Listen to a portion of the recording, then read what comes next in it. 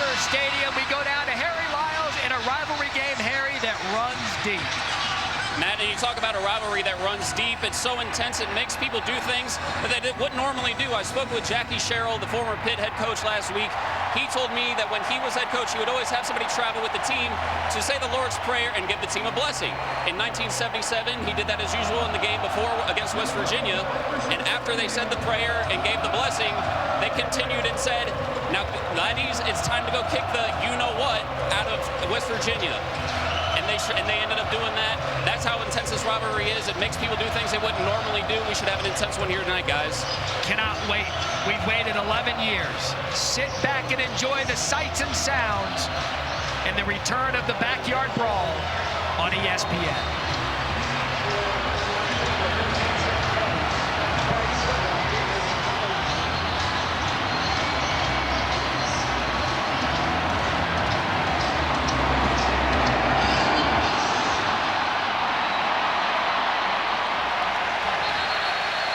So this is when we'll get our first look at the new West Virginia offense. Graham Harrell and their starting quarterback, JT Daniels. Yeah, look, Graham Harrell said, hey, look, we're going to really tailor this offense to what we do best. We know we have big, physical wide receivers. We know we got a quarterback who can throw the football as well as anyone. He constantly talked about his ability to throw the deep ball, but let's just see how this offensive line that returns 5 starters goes up against one of the best pass rushing defensive lines in all of college football in 2021. Prolific Pitt defense a year ago. Much of that unit is back. So 1st and 10, West Virginia ball at the 25. The give to Mathis, Tony Mathis, the running back, in a gain of 3, tackled by a name we'll call a lot tonight, Hava Baldonado. Yeah, look, Baldonado is one of the best pass rushers on this football team, and he will have to not just rush the passer tonight, but he'll have to do that. Make sure he's a factor in the run game, but I like how West Virginia came out and ran the football. Graham Harrell said, hey, look, we're not going to shy away from their strength, the Pitt defensive front. We're going to go right at it and see what they've got.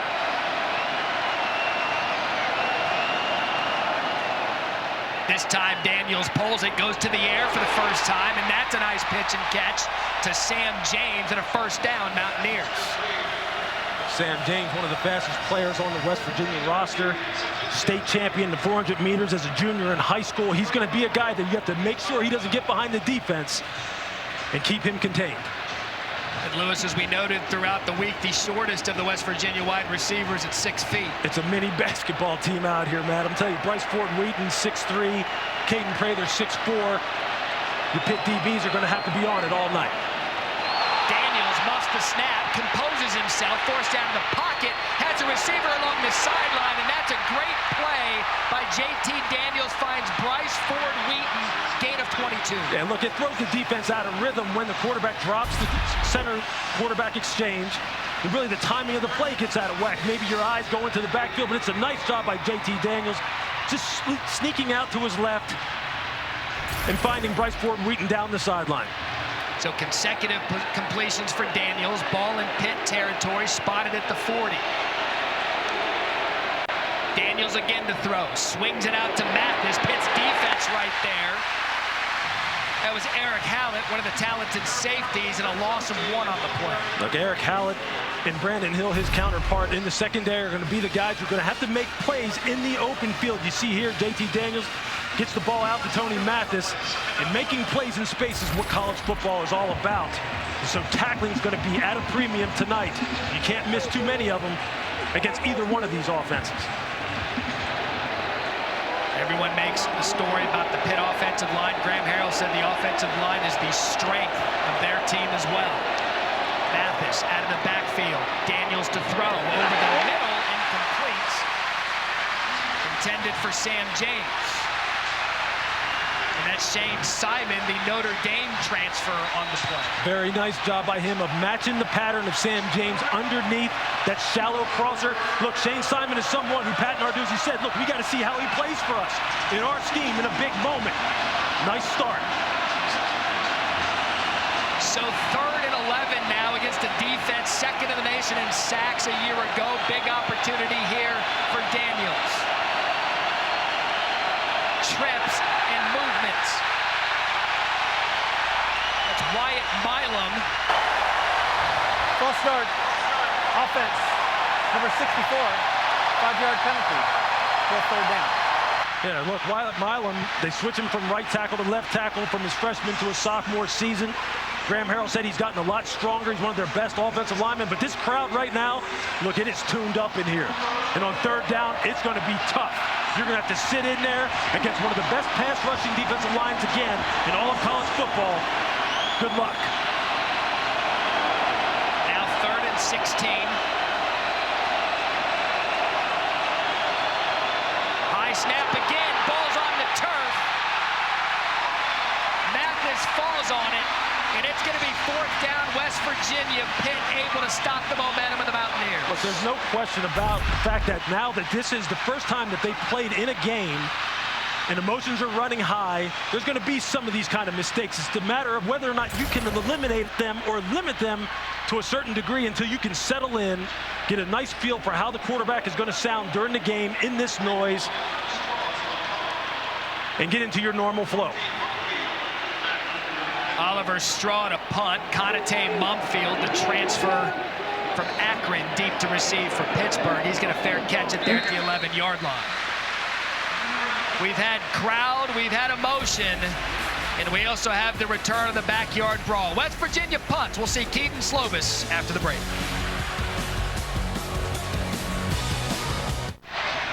You're watching the ACC on ESPN back at Acrisure Stadium, and Kenny Pickett made the quick walkover from the Steelers facility in front of the home crowd to unveil the 2021 ACC Champions banner. And what a great story it is for Kenny Pickett to be drafted by the hometown Pittsburgh Steelers and to come back on such a special night. Yeah, really, he just comes out the door at the Pittsburgh complex, turns right, walks about 10 steps, and he's back at work again with the Steelers. Great situation, great young man. Great to see him here tonight, cheering on his Pitt Panthers. And let's see what Keaton Slovis has got. And a great quarterback situation for the Panthers. Keaton Slovis now his first possession, takes the ball at the 11. The handoff to Israel Abanikanda. The starting running back is back, and he picks up a game of 3. So we had talked about it in the open, Lewis, about what kind of fit this was for Keaton Slovis to replace Kenny Pickett. Yeah, look, he really just needs to do his part, Matt. He doesn't have to try and be Kenny Pickett. He doesn't have to try and break now Kenny Pickett's career passing record, or single-season passing records. He just needs to be a part of the process. This is a well-built football team on the offensive side of the ball. Great offensive line, a bunch of good running backs, some big receivers, some new blood. Just do his part. Quick throw to Mumfield, and he tries to make a man miss. And a gain of 3, so we had talked about Konate Mumfield comes in from Akron. They like what this player brings to the table with the departure of a kid like Jordan Addison to USC. Yeah, he is a dynamic route runner, very good body control. Look, he led Akron last year in receptions, yardage, touchdowns, receiving touchdowns. They're expecting him to be the guy who's the do-it-all, everything guy, Matt. The guy who can go short, intermediate, deep, take the bubble screens, and maybe break a tackle and produce a big play. He has to show up a lot tonight. So 3rd and 4 now for Pitt.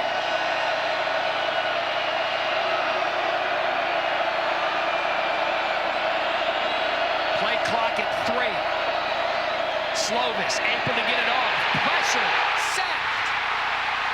That's Jared Bartlett who gets to Slovis in a loss of 9 and a great stop for the Mountaineers defense. Look, this defensive line, look, they knew that they needed to go ahead and step up to the challenge as far as the run and the pass. You're going to see Bartlett, who's really known for his speed and his ability to rush with finesse.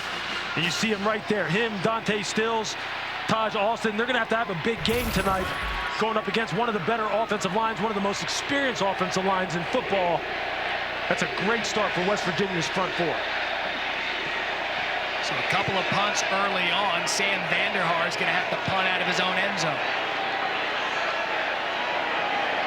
Reese Smith situated at his 49, and Vanderhaar's punt is going to check in Pitt territory. So West Virginia's defense does its job after a punt of 37. We'll get a look at JT Daniels and that Mountaineers offense after this.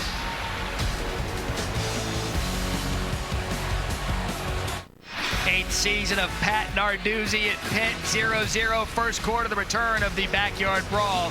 Narduzzi kind enough pregame to allow us to mic him up. Corey, I'm not trying to be disrespectful. ESPN's got us hooked up, so you're on candid camera. Okay, all right. You're on camera right now. You ready for this crap or what? Huh? Yeah. How you trip up? Build up for one game. For one game, the brawl, you and me haven't been in before. What do we got to do with this damn thing? It's my first time. Don't these guys look good? Here we go! Let's go! Yeah, baby, let's go! Man, is he a Pittsburgh coach personified. We love the access in college football, so all the head coaches watching out there, we've got a microphone for you too every Saturday. Yeah, I think that's going to become something that maybe coaches want to do a little bit more, man. People love to hear it from the head coach, love to feel the emotion, and it's running high tonight. Ball at the 45, second possession for Daniels and the Mountaineers. Clean pocket. Daniels going to take his first shot of the night. Has a receiver, overthrows Bryce Ford-Wheaton and A.J. Woods on the coverage. But there's the deep shot, right? They're going to try and get the ball to Bryce Ford, who is 6'3", and then A.J. Woods, really the tallest Pitt corner. You see the little double move. You see the shoulder. You see him grab the jersey there. They kind of miss that.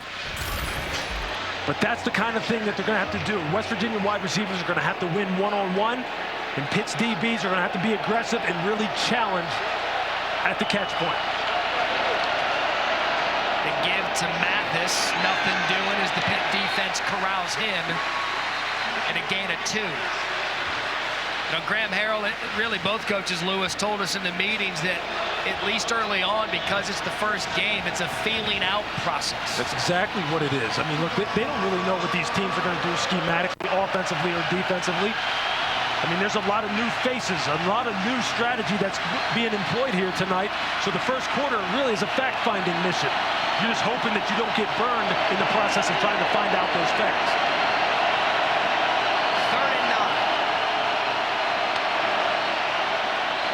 That's James out of the backfield looking for a block, cuts back. And Pitt's secondary there to corral James. A.J. Woods on the tackle after a gain of 5.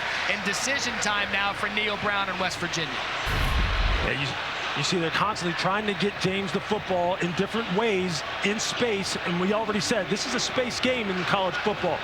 They really make you defend every blade of grass. A nice job there by A.J. Woods. And the rest of the Pitt defense rallying to the football, stopping him short of the sticks. So Neil Brown says they're really in no man's land. He's going to go for a ball to 39, 4th and 4.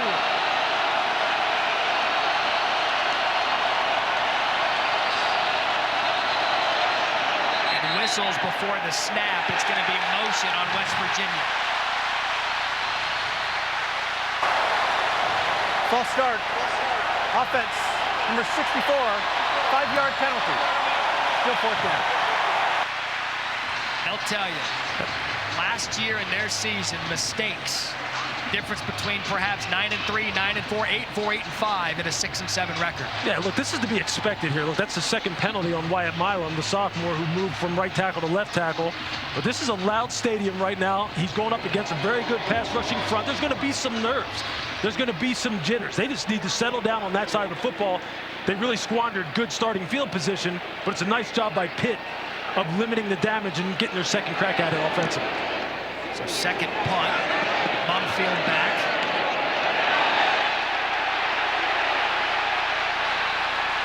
That might be special teams perfection.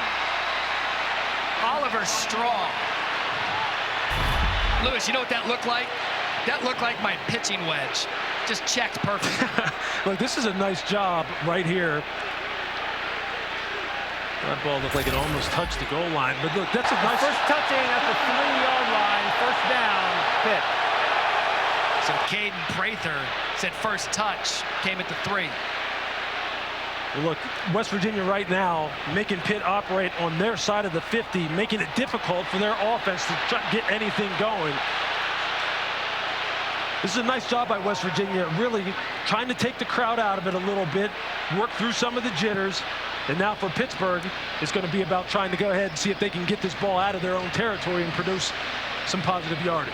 Midway through the first quarter here, Louis Riddick, Matt Berry alongside Harry Lyles down on the sidelines. What did we say early on with this game? It's been 11 years. We know these schools don't like each other. We know it's the first game.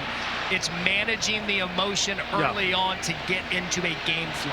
Yeah, exactly. And it's going to be something that right now, Keaton Slovis and this Pitt offensive line are going to have to make sure they get things blocked up front, get some positive yardage, get the ball out of his hands quickly. And for West Virginia, it's got to be business as usual in terms of how they started off this game defensively, playing aggressive up front and getting off the field. Field position right now. Last Pitt drive, they started with the ball at 11. The previous play is under further review. Rolling on the field, this ball was touched at the 3-yard line. So our replay official tonight, Ronnie Ford, and Lewis, they're going to take another look at this of whether or not the ball crossed over the goal line plane. So we're going to step aside, go to break. We'll give you the official ruling after this. But for now, Pitt ball at the 3. They'll review it. Coming back next.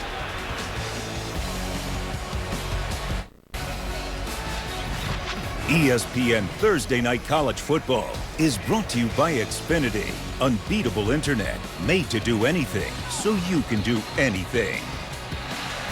They are reviewing where the West Virginia special teams player first touched the ball. Let's bring in our rules official, Matt Austin. Matt, what do you see? Yeah, Matt, it looked like number 43 did try to catch the ball at about the 3.5, so he definitely muffed it there. That is an illegal touching spot, but if that ball did cross the goal line afterwards, that would still be a touchback. So after review, they let it stand. I'm not surprised they didn't have a great view. So ball spotted at the 3, 2 tight ends in for Pitt. And movement on the Panthers offensive line, Carter Warren. False start. Offense, number 77, half the distance to the goal, still first down. Lewis, this settle down.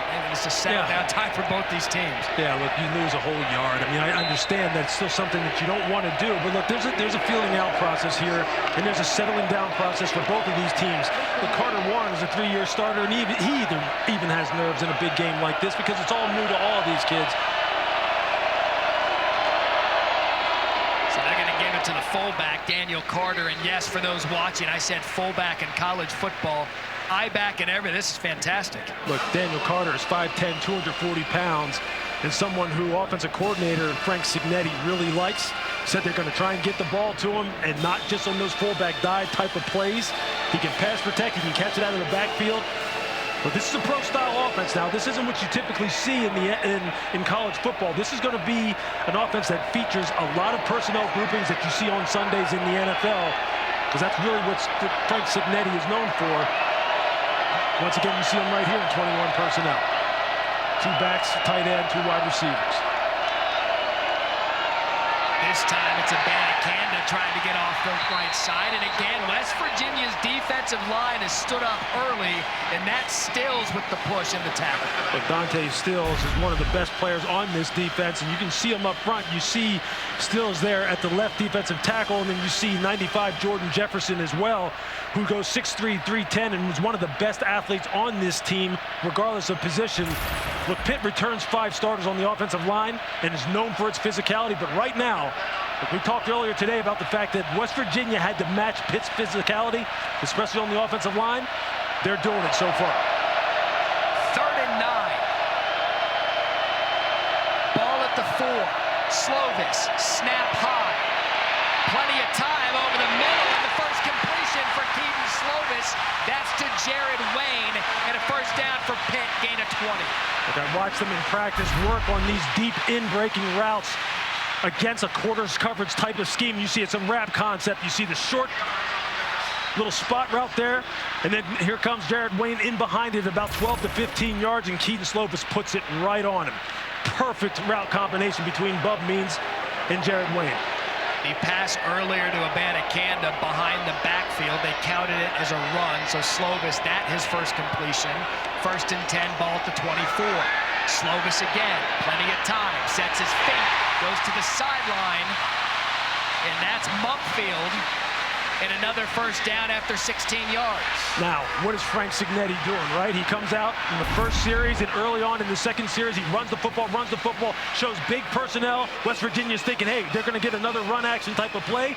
He pulls it and throws the deep out route to Konate Mumpfield, and that's exactly what he wants to do. Get the second-level defenders to come up into the line of scrimmage and really honor the run, and then it's one-on-one on the outside and even one-on-one over the middle of the field, and that's where you see Kedon Slovis going to work.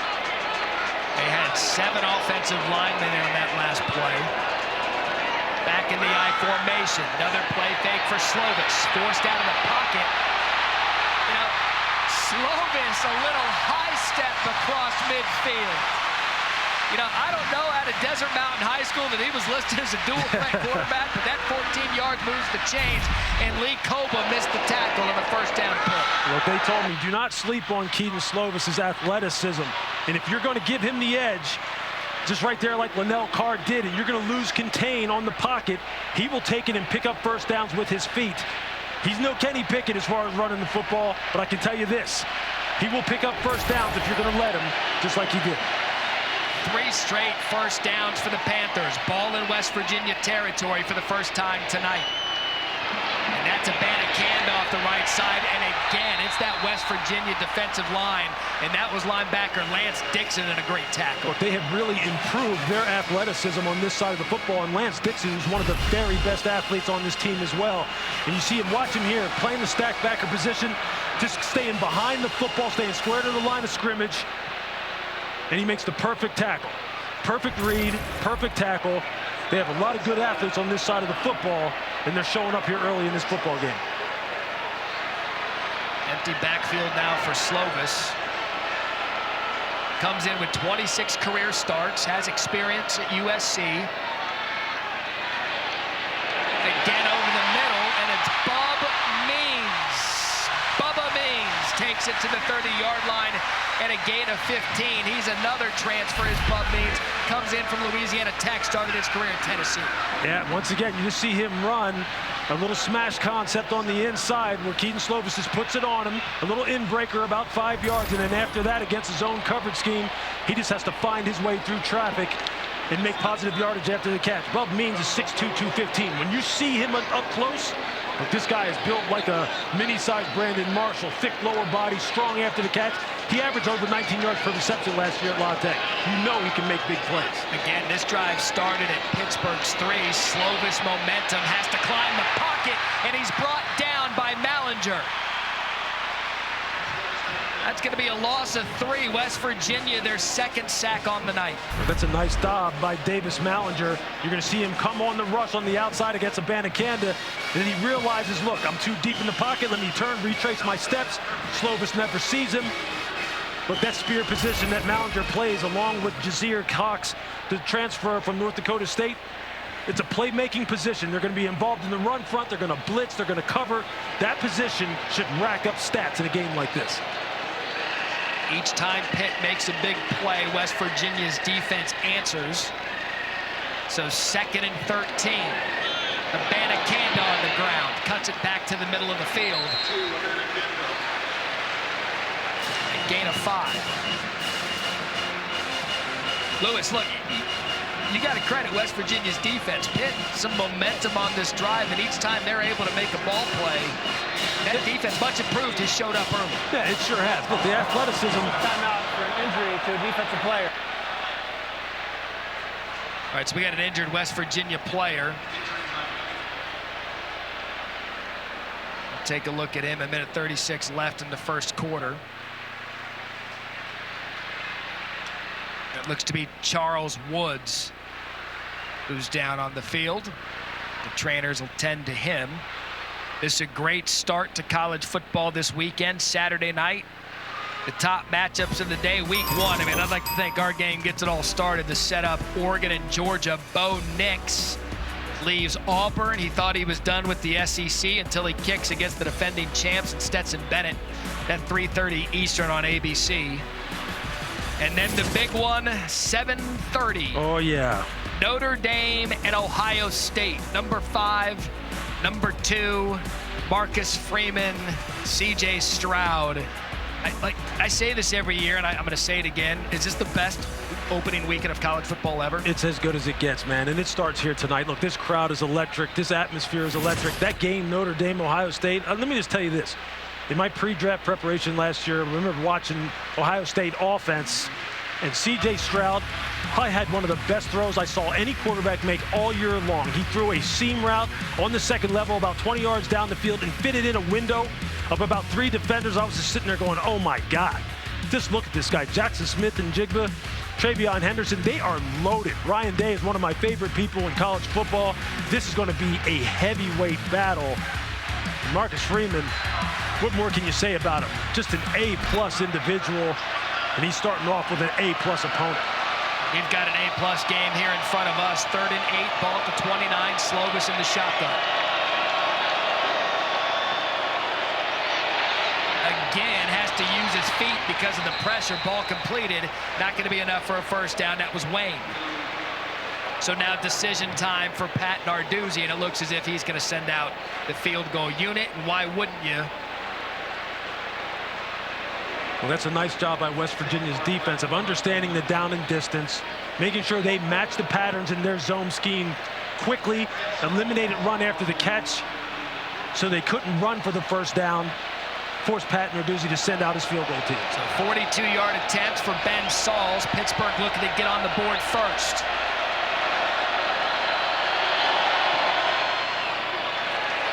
Snap, clean, kick, good. And it's Pittsburgh who scores the first point to the backyard brawl with 37 seconds left in the first quarter. And a good kick by Ben Sauls, 3-0 Panthers. And this season, All-State will celebrate every field goal, an extra point made by participating universities by making a donation to the university's General Scholarship Fund. As always, thank you, All-State. 11 plays, 73 yards, 648. And Lewis, we're about ready to end the first quarter here. A lot of defense. Great job by Pitt. They started that drive at their own 3, but everybody trying to get an idea of what's going on. Yeah, and I think for Pitt, you can see Frank Signetti starting to dial in on West Virginia's cover schemes. Like to run a lot of zone coverage, although they have better athletes to play man-to-man coverage.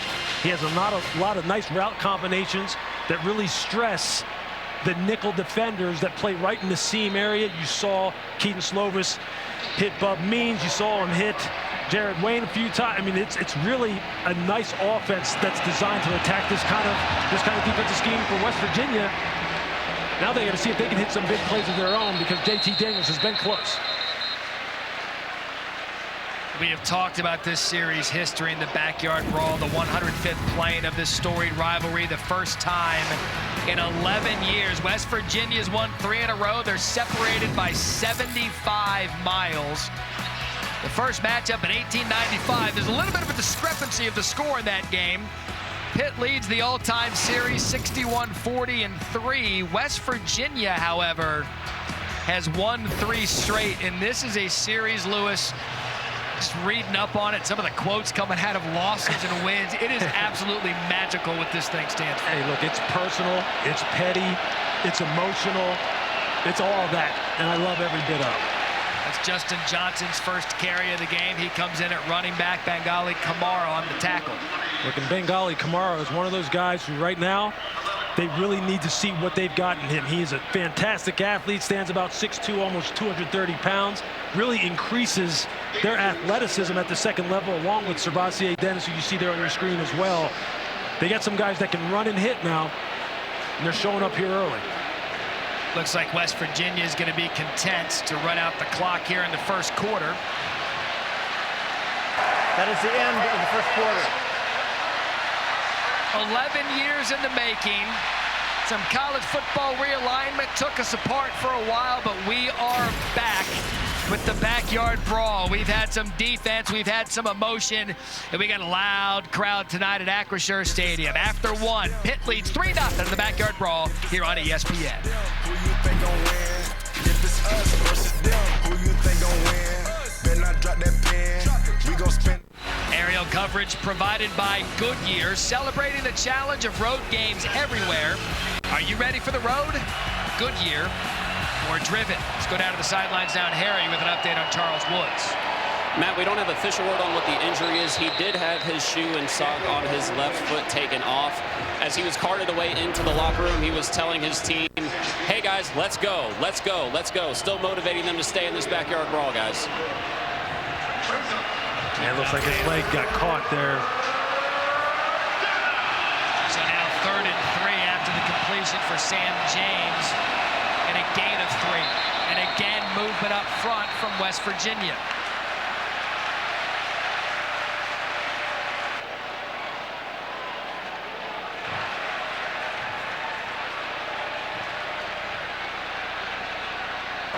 Delay game. Defense, number 95. Using quick and abrupt movements, which cause the offense to move. 5-yard penalty if the yardage results in a first down. So that was not early movement on West Virginia. That was mimicking moves on Devin Danielson. Yeah, you see, they had a late shift is what they were doing. They shifted the front right before the ball was supposed to be snapped. And sometimes guys get real animated when they're doing that. And look, they're trying to do it to see if an offensive lineman will jump. They're just trying to be slick about it. But hey, it's okay. All's fair in this kind of game. Anything that you can do to try and get an advantage on your opponent, they're going to try and do. Just line up and play again. Penalty yardage makes it a first down, West Virginia. Ball at the 37. That's Johnson squeaking his way up the middle, and he's got a nice gain on first down, tackled by Kamara after a gain of 6. Well, was you surprised that Harrell's banging this thing right up the heart of that defense? Not at all. He kind of alluded to this, Matt. He said, I'm going to test them. I'm not going to go away from it, and it's all part of the plan. It's Johnson again trying to get to the right side of the defense, and a big hit knocks him out of bounds. That's Servassier Dennis, first time we've called his name tonight, and a gain of 2, bringing up 3rd down. And Servassier Dennis is a playmaking machine. All ACC second team last year, led the team in tackles, 9.5 tackles for a loss. This kid was as impressive of a young man as you will talk to when we talk to him in the production meetings. He was ready to roll, and he's been all over the field already tonight. One of the Pitt captains, I think every question we asked, he was smiling because he wanted to get out here and play in this backyard brawl. 3rd and 1 for Daniels and West Virginia, and it's a run right up the middle. There goes C.J. Donaldson. Donaldson and a gain of 43. What a play call by Harrell, and West Virginia in business inside the 10-yard line. Let me tell you this, C.J. Donaldson is really a tight end by trade, but look, they alluded to the fact that you're going to see him in the backfield, you're going to see him run the football. He's 6'2", 240 pounds, and he was rolling. Tempo for West Virginia. Bryce Ford Wheaton, answer Mountaineers.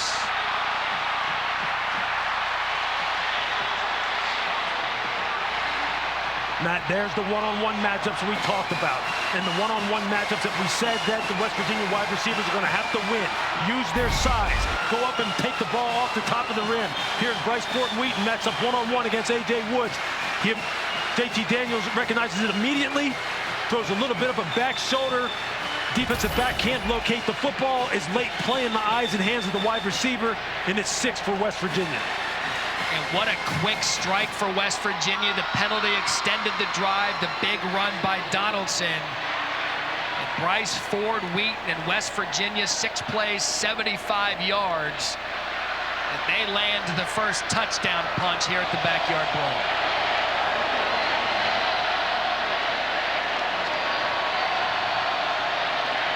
Casey Legg on for the extra points. So 7-3 West Virginia to start the second quarter. We were figuring this thing out at first. We've got those fireworks we expected. Bryce Ford Wheaton touchdown. Mountaineers on top, 7-3.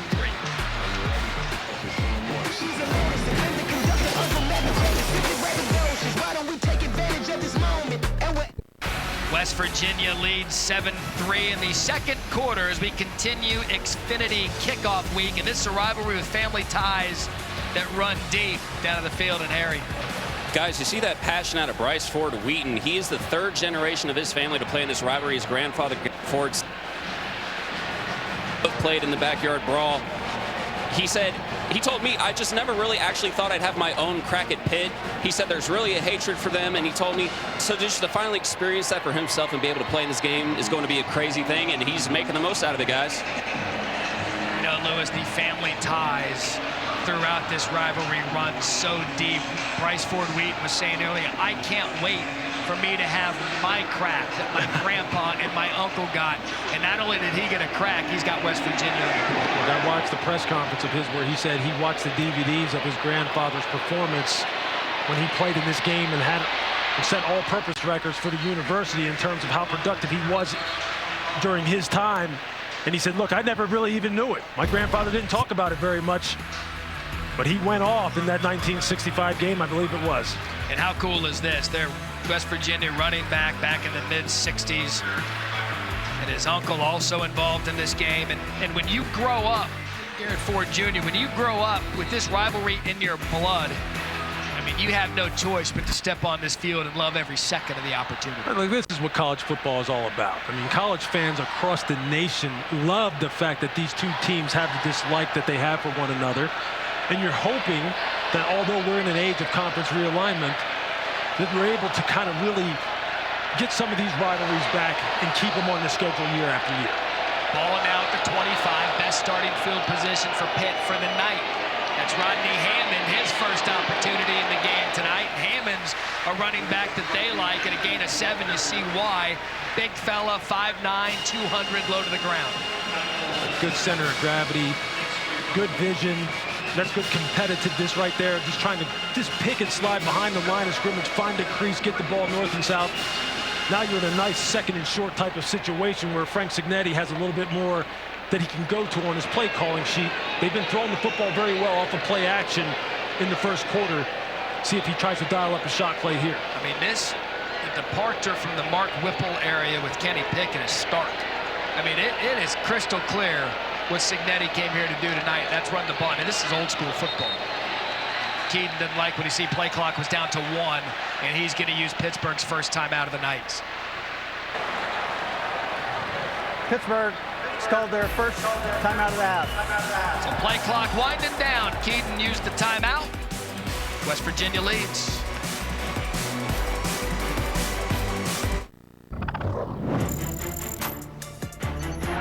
The 100th edition of the Backyard Brawl is as good as any they've ever played. Mountaineers have to reach the 11 for a first down. Incomplete pass. The Pitt Panthers have pulled a stunning upset over the West Virginia Mountaineers and denied them a place in a national championship game. 28.5-point underdog, and he might not be a math major. And the best thing about rivalries, they never forget. Rich Rod said after the game, quote, "It was just a nightmare. The whole thing was a nightmare." God, I love college football. It's like that sometimes, especially in these rivalry games. Just forget the records, forget everything when these two teams meet each other. And that's Rodney Hammond trying to get dirty. Gain of 1 to bring up 3rd and short.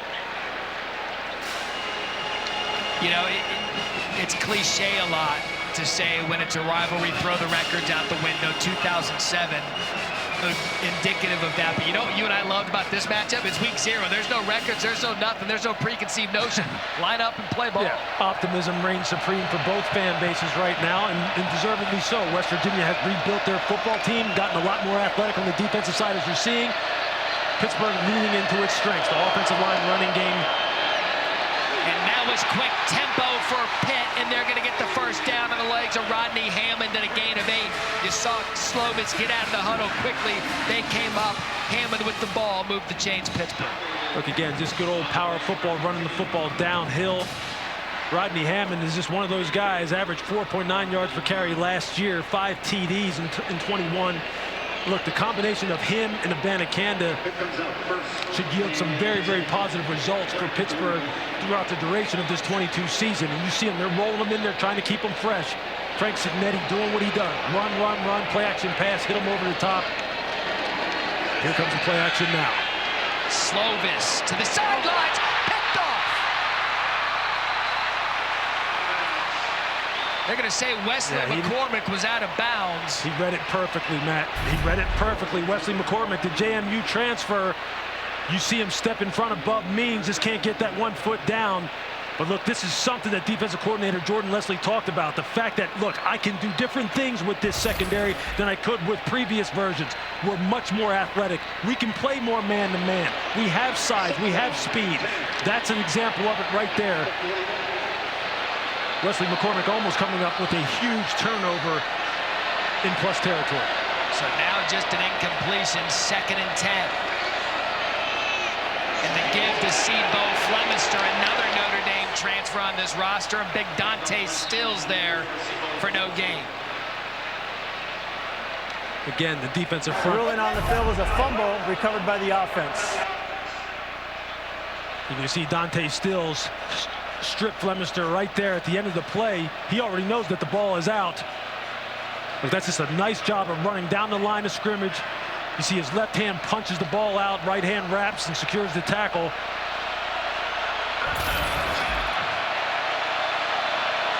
It's another 3rd and long for Slovis and Pitt. Play clock to 5. Slovis, plenty of time back there. And he's going to pull it down and try to get it himself. They're going to mark him out of bounds at the 46. And it was Sean Martin who knocked him out. And Pittsburgh's going to have to punt.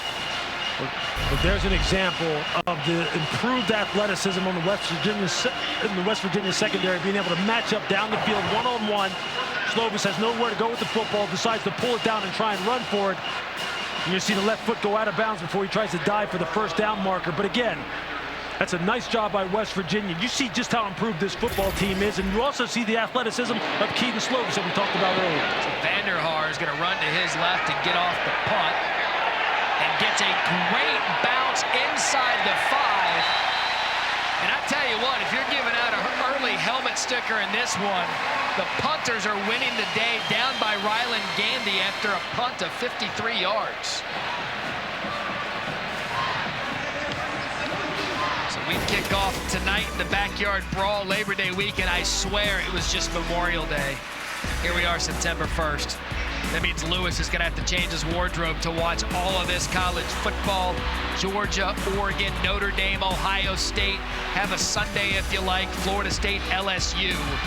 Utah, look, they're the pick to click out of the Pac-12. Can they go to Napier in the swamp at the debut? Look at those games, man. I mean, just look at that. How am I going to get my Peloton rides in? How am I going to get my walks in? I don't jog very much, so don't worry about that. That's a great lineup. No exercise, eat a carb, you'll be good. Ball spotted deep for West Virginia. And there's flags all over the field. After the give to Tony Mathis.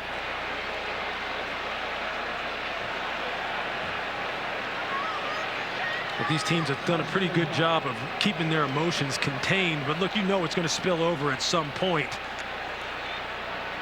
A little bit of pushing and shoving after the snap here. Yeah, and look, I mean, 4 penalties through a quarter and 3 minutes, and 5 minutes, 6 minutes rather, math. It's been clean. After the play, personal foul, late hit, offense, number 64, half brings to the goal. The down counts, 2nd down. Milam getting flagged. Yeah, Wyatt Milam has had a tough start to this football game. He's had 2 false starts, and now here they're going to call him for a late hit, personal foul. It's been a tough situation for him. The crowd has had something to do with it as far as his false starts are concerned. But Pitt has him backed up here now in a 2nd and long type of situation. They need to see if they can take advantage of it. All 3 West Virginia penalties on Milam. JT out of his own end zone. He's going to take a shot deep to his receiver. Dropped. Caden Prather had the look on MJ Devonshire, but it's knocked down incomplete. But Caden Prather, another one of those tall, big wide receivers that are going to try and win one-on-ones on the outside. But I can tell you this, look, MJ Devonshire, just a shade under 6 foot. He plays it perfectly, plays it aggressively. So he's a local kid right here from Aliquippa here in Pennsylvania. A great athlete, a track star in high school. That's the kind of athletes you're going to need on the outside if you're going to want to deal with West Virginia's wide receivers. Nice job by Devonshire. An opportunity now for the Pittsburgh defense. Daniels in his end zone. Flag before the play. The offensive line's going to run to protect the quarterback, and another flag's going to come in. And now we've got a little bit of the backyard brawl starting to brew. You just can't be foolish here. You can't be foolish. You can't start costing your team yardage and giving the offense more cracks at it. I think they're going to get... Is that Milam again? I think they're going to get Baldonado as well. In number 87, you see him there on your screen. Contain your emotions. Both sides of the ball, you got to contain your emotions. This is going to be a tightly contested ball game. You know, we had lamented throughout the first quarter how both teams were going to come into this game and kind of feel the nature of the rivalries. These players were in middle school the last time this was. There are 2 fouls on the play, and they both will be enforced. Prior to the snap, delay game, offense. Half a distance to the goal. After the play, unsportsmanlike conduct. Defense, number 87 for taunting. 15-yard penalty and an automatic first down. Lewis, you were all over. That is 87's first of the game. Is going to get called here for the hit on Daniels after the win, the taunt. Yeah, that's what you can't do. Look, we get it. This is an emotional game. We talked about it in the open. I mean, you are running red hot right now as far as trying to be physical, trying to play fast. You're out of breath. You're yelling and screaming. You're trying to get after this quarterback. You just got to be smart. You just can't cost your team yardage like that. Baldonado heads to the sideline, extends the drive. They had Daniels in West Virginia pinned at their end zone. Now it's at the 16. See if Daniels can take advantage. He's going to take a shot. Bryce Ford Wheaton in and out of his hands. Covered on the play by Woods, and Daniels dropped that right in there. Look, again, it's about matchups, right? It's about matchups on Sundays in the NFL. It's about matchups on Saturdays and Thursdays, in this case, in college football. Bryce Ford Wheaton is a problem. He is 6'3", 225 pounds. He's got little guy movement. And right now, A.J. Woods, every time they see him one-on-one, they're going after him. You see they replace him now with Rashad Battle on the outside, who has a little bit more size to match up against the size on the outside. Daniels forced to throw it away. Pressure came in from Deslin Alexander, one of the captains on this team, wearing that famous number 5 jersey. That's a pretty good number, isn't it, Matt? That looks nice. Look, Deslin Alexander, he reps it well. This is a fantastic, fantastic young man, 2-time captain. It was just an absolute pleasure to talk to in the production meetings. Look, this defensive line is where it all starts for Pitt's defense. They're going to have to get after J.T. Daniels, because I'm telling you what, J.T. has honed in on certain weaknesses on the Pitt defense to see if he can exploit. But you can't exploit anything if you're on your back, and the Pitt defensive line has to step up. Daniels again going to take a shot at Bryce Ford Wheaton. DB's all over it. No flags. West Virginia has to punt. I mean, look, Graham Harrell is saying, hey, look, if it's going to work, it's going to work. We're just going to keep going back to it. And A.J. Woods, that's how you play it. That's how you stay in the pocket. You don't turn and look for it. Well, if you can turn and look for the football, if you're in phase, he turns into him. That's called a man turn. Doesn't impede the wide receiver from trying to make a play on the ball. That's textbook right there. Look, if you're A.J. Woods, get over there and get a drink, get some Gatorade, because you're going to have one of those nights where you may have 10, 15 targets based on how Graham Harrell's calling plays already. And based on how the officials are calling the game, that was a physical play out of A.J. Woods. No flag, straw into punt, Mumfield deep. He's going to fair catch that at the 47-yard line. Tensions are heating up. Boy, this backyard brawl's fun. 7-3 West Virginia. The greatest story ever played, the college football playoff on ESPN.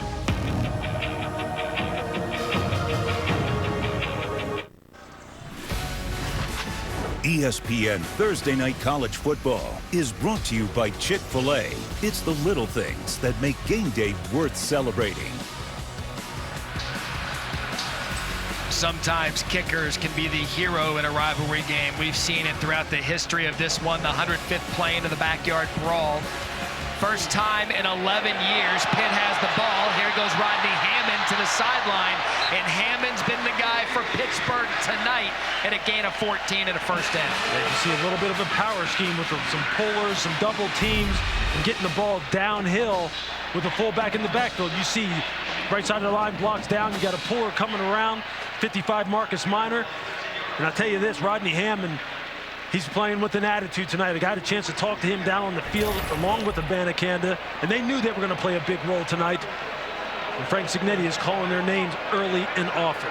Hammond, the leading rusher, 4 carries, 29 yards. Fullback in motion, flag on the play.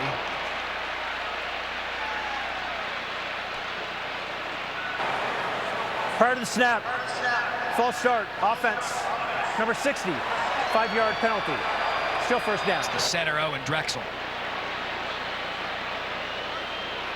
This is a veteran offensive line. A lot of starts combined between these 5 that are on the field. Those are the kind of mistakes. We know it's early. We know it's the first game of the year. But those are the kind of mistakes that you just can't have out of your veteran unit that is supposed to be leading the way. Now an empty backfield for Slovis. 1st and 15 after the penalty. Pressure! Slovis gets it away, and what a move by Bob Means. Ball on the turf. West Virginia says they have it, and they do.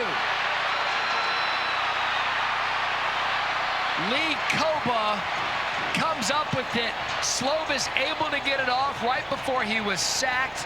Means comes up with it, and a great job by the West Virginia defense to force the turnover. Going on the field is a completed catch, right here. a fumble, recovered by the defense. First down, West Virginia. Puts a big hit on Keaton Slovis. Bub Means just trying to secure the football and tuck it away, and just loses control of it. Right there, you see him make the first defender miss.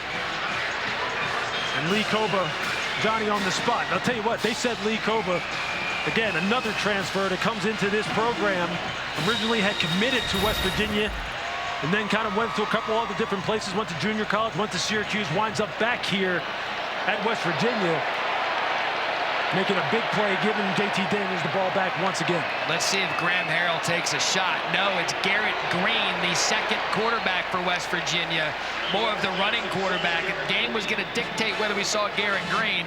He's in for one play, out. Back comes JT.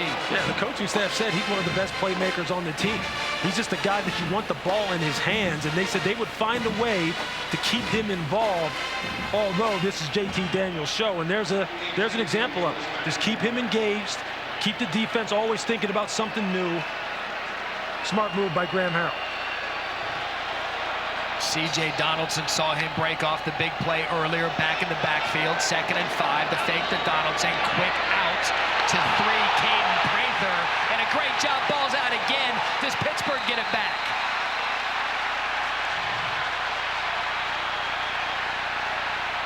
I think they do. They do. So a turnover-free game, and then in just about consecutive plays, 2 fumbles by receivers. Rolling on the field with a catch, a fumble, recovered by the defense. First down. That's the talented safety, Eric Hallett, that comes up with it. You see Marquez Williams, you see him take on the block and get the ball out. That's a fantastic play by the 5'9", 180-pound corner. And then when you're running to the football, that's what you do. You got to scoop and score. You got to run to the football because you just never know when your opportunity is going to come to make a big play. Look, Eric Hallett and Brandon Hill, the 2 safeties for Pitt, are 2 of their best playmakers, played a ton of snaps in 2021. Came up with big plays over and over again for that ACC championship winning team. And they come up with a big one now, giving Keaton Slovis the ball at the 35, the plus 35. See how Cignetti calls this ball play, 1st and 10. Hammond still in the backfield. Quick jet sweep to the right side. And that was Means. They give Means the ball right back after the fumble. You know what that shows me? That shows me Cignetti's like, kid, you're going to still be involved in this game. You got to stay with it. Oh, by the way, good for them. Look, again, that's what you love about college football. These are young men just having a good time playing in a big-time rivalry. A rivalry they didn't know anything about until they walked out on this field here tonight. And they're letting it all out. And that's a part of it, the emotion of the game, the celebrations for the big plays. You gotta love it. The old turnover dunk. Play fake. Time. Slovis to the sideline. And that's going to be Mumfield. Conate Mumfield the route. Lance Dixon on the coverage. Good shot by Slovis. It's a beautiful pass and a great route by Mumfield at the top of his route, sticking the defender inside, coming back outside. Just watch. Look at that. I mean, that's just right there. That's on rails, man. That's on absolute rails. And Keaton Slovis just delivers a perfect ball off of play action, 12 personnel, 2 tight ends, 2 wide receivers. As a matter of fact, they had an extra offensive lineman in to make West Virginia think they were going to run it and run the play action. Great play call. Ball now at the 18. Slovis and Pitt trying to score off the turnover. Here goes Rodney Hammond running hard. Hammond's been the ball carrier for the Panthers tonight. Brought down by Aubrey Burks. Gain of 12. Now inside the 10. Jordan Jefferson missed the early tackle. You see the right side of the Pitt offensive line just getting Stills turned out, creating a crease for Hammond to get downhill. But this is really what they want their DNA to be. They want to test your will. They want to test your physicality. That's who Frank Cignetti is. And then they want to go ahead and bring your second-level defenders up off of play action and hit you on those intermediate shots. Now they got big personnel in again. They got an extra offensive lineman shifting. That's Jake Cradle. Big boy football. Hammond up the middle. It's first and goal. Jordan Jefferson brings him down after a gain of 2. And Lewis, offensive coordinators, they'll tell you they're going to play backs, but they're going to ride the hot hand. And right now, that's Rodney Hammond.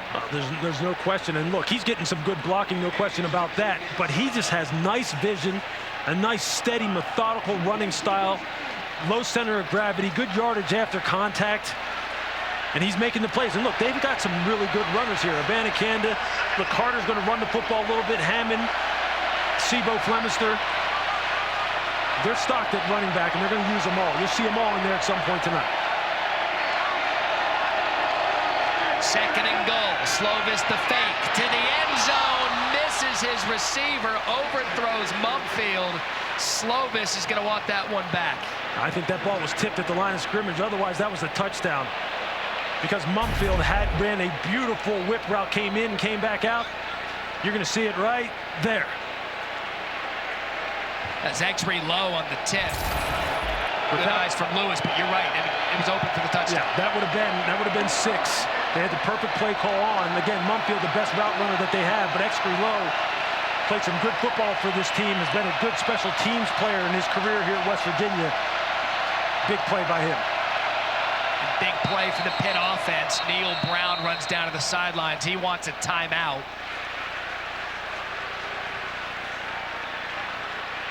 So third and goal. Pitt forced the turnover. West Virginia, it's called their first time out of the half. TV timeout. 3:28 left in the second quarter. Pitt threatening, down 7-3. Aerial coverage provided by Goodyear. Road tested and game ready. Are you ready for the road? Goodyear. More driven. Every time I see the blimp, I get the shakes. I spent 8 hours with Al Duncan in a blimp at the national championship. Not an indictment on Al, but 8 hours in a blimp is a lot. But Matt, we were talking in the break. This is a big call for Frank Cignetti right here. You got 11 personnel, 3 wide receivers, 1 tight end, 1 back. But Mumfield has been running some tremendous routes. He's number 3 in this trips formation at the top of your screen, number 14. Coming in motion. Ball at the 4, third and goal. Are they going to run it? They do. That's Hammond trying to muscle his way into the end zone, and they rode the offensive line. Pitt back on top.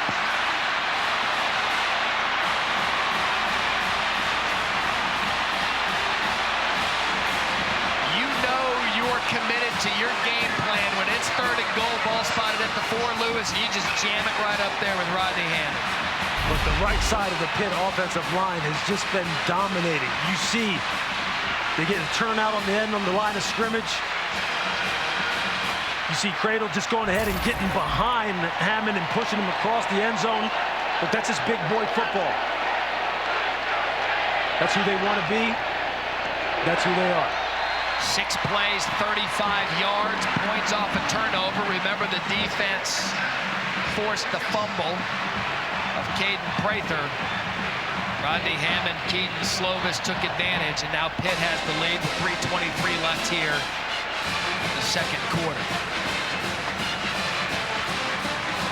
You know, sometimes, Lewis, you draw up what you believe the game was going to come in based on styles and conversations. Neither of us are surprised by what we're seeing right now stylistically. No, they're doing exactly what they said they would do and what they thought they would be best at. Pitt thought they would be best at dominating the line of scrimmage, hogging time of possession, running the football, play action pass, running the Mike Shanahan tree type of offensive attack. A lot of motion, big personnel groupings. That's who they've been, and Keaton Slovis has executed perfectly throwing the football. For West Virginia, you knew they were going to try and test the interior of the Pitt defense to keep them honest, but they were going to take their shots on the outside because they had a size advantage with their wide receivers, and Bryce Ford Wheaton has shown you he is going to be someone who you're going to have to deal with all year long. And that's how, look, I think we're going to see that all night long. It's just a matter of who's going to step up and make the plays. We're going to get a return here. Sam James, ball at the end zone, and he's not even going to get that thing to the 20-yard line. A good job by the Pittsburgh special teams.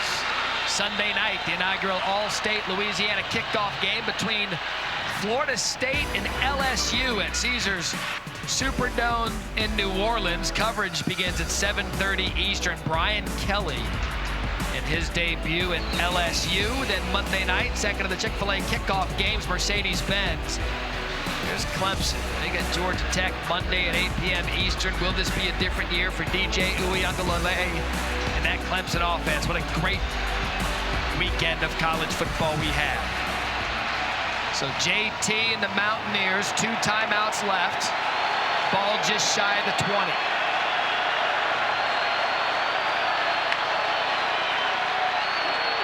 Quick out of the backfield. Pitt's defense all over it. They knew that was going to Mathis. That was John Morgan, and a loss of 6. That Pitt defense starting to pin those ears back now. Look, they're deep along the defensive line, and they rotate a lot of players. And here you're going to see John Morgan. You see him get out here on the perimeter and make the play against Mathis. Look, watch these defensive linemen, all these single-digit numbers. Don't think that they're linebackers. They're defensive linemen. Morgan, 6, Cansey, number 8, David Green, number 2. These guys will run and hunt after your ball carriers and your quarterback all night long, and there was a perfect example of it. So 2nd and 16. Crowd starting to come alive. The give to Mathis off the left side. Initially makes a tackler miss.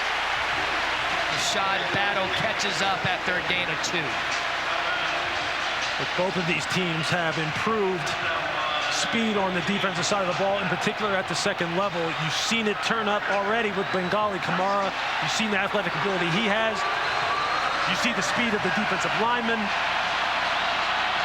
But the offenses are going to have to earn it tonight, Matt. That's just a fact. I mean, because these guys are getting after it. Pat Narduzzi. Pitt, it's called their second come out of the half. 30 seconds in length. So Pat Narduzzi and Pitt take their second timeout. Clock operator. Preaches at the game clock to 2:25, please. 2:25. David Alvarez get all his traffic in so I can get mine in. Coming up, Twisted Tea halftime report. Reese Davis, David Pollack, Desmond Howard, the game day guys. Kirk Herbstreit going to take a look at Oklahoma State, Wake Forest, both in action tonight. A fast start for Tennessee and perhaps a week 1 upset alert. Of course, College Game Day was here tonight. They did their hour-long show. And I'm going to take the beautiful viewer behind the curtains. We're all leaving the hotel at the same time. And I'm going to tell every college football fan out there, the coach, Lee Corso, is a rock star. There was a line to get a picture with the great Lee Corso. Absolutely. And I tell you what, he's going to talk college football all season, as he should. Coach Corso and Game Day love seeing these guys here. Everybody wanted a picture with Coach. Rightfully so. 3rd and 13 now. This place is starting to get loud. This is a big down for West Virginia. They do not want to give Pitt the ball back with the way their offense is rolling and the fact that they're going to get the ball in the second half as well. Daniels pressured, ball's up for grabs, and it's caught by Bryce Ford Wheaton. That is unbelievable. That is going to be a first down West Virginia on what sure to be an interception and an injured player. Officials come out for an injury to a defensive player. And that's Deslin Alexander down on the field. Looks like he's holding his right wrist. Lewis, what a play this was. I mean, you just see the pressure. You see Alexander on some kind of wrap stunt coming back inside. And JT Daniels is lucky to get the ball off at all. And there you just see Bryce Ford Wheaton again. That size, that ability to go up and get the football. That's a huge play on the part of Ford Wheaton and a missed opportunity on the part of the secondary of the Pitt Panthers. So when you saw Alexander come in, let's take another look at the catch here by Bryce Ford Wheaton. I mean, he got 15 on the number. I mean, you look at some of his measurables. This kid's got everything. Look, he's got a 40-inch vertical at 6'3 plus. But there's a reason why Graham Harrell was so excited about him and really said, look, we expect him to make big plays on the football, and he has to step up for us. And just look at him here. 6'3", 224, 6'4", 211. Sam James, the small guy at 6 foot 182. But the thing about these guys is they have little man movement skills. They don't move like big players. And I'll tell you this, look, Bryce Ford Wheaton, he didn't even go up and extend for the football and really extend his catch radius on that catch right there. And Eric Hallett, number 31, the safety for the University of Pittsburgh, is going to kick himself for not going up and taking that ball out of the air. He was waiting for it to come down. He could have had an interception and really set his team up. You know, Graham Harrell said not much wide receiver depth for them this year. 3 of the top 5 pass catchers from last year gone.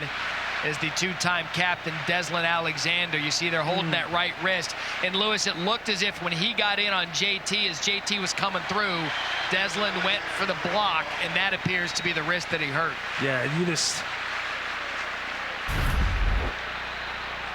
you see him wrapping back inside. Yeah, you don't want to speculate on injuries. You don't really know what happened right there, but he was trying to go ahead with that inside hand, match the hand of the quarterback, and try and see if you can get a strip. I mean, he played it perfectly, executed it perfectly as far as his technique trying to go for the strip.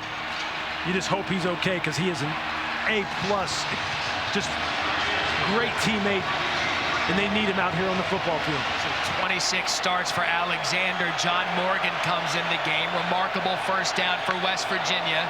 Still 2 timeouts. 2:08 pressure. JT gets it off to Bryce Ford Wheaton, and another big play for 0. JT stood in there, took the hit, gain of 12, and a first down, West Virginia. Yeah, you're seeing JT starting to settle in because Pitt is getting after him. That was Servassier Dennis that hit him right there. Pressure again. Daniels again escapes, and that pass falls short.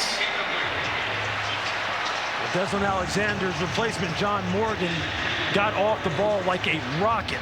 Came around the edge on Wyatt Milam and almost had another big play for the Pitt defensive front. But JT Daniels right now, look, we said in the open that this was going to be on him. It's going to be on his ability to make good decisions. You see right there, John Morgan, perfect pass rush, just lost his footing at the end. And JT Daniels, good awareness to step up, slide out to his left, and prevent the negative play. And this game turned into an energy drink. Minute 48 here, second quarter. 2nd and 10, handoff to Mathis. Mathis space, Mathis first down. John Morgan missed the tackle. Gain of 18. Here comes the tempo. Everything switched immediately. Pat Narduzzi calls a timeout thinking they're going to get the ball back. And now West Virginia is on the move. Mathis corralled, brought for a tackle for loss. And how big is this? It's Morgan who replaced Alexander. Yeah, you talk about an energy drink. John Morgan right now, I mean, man. He is just all over the field, and you see him out. They're subbing in and out. You see Deion Hayes coming in for him to give him a blow. West Virginia, it's called their 2nd timeout. 30 seconds in length. Please put 1:27 on the game clock, please. 1:27. You wonder why in college they recruit defensive linemen the way they do, and they try and draft them in the pros the way they do. It's the hardest thing in football is to rush the passer. It's the physically most taxing thing in the world to do. And these guys on both of these defensive lines for both teams are getting after the quarterbacks.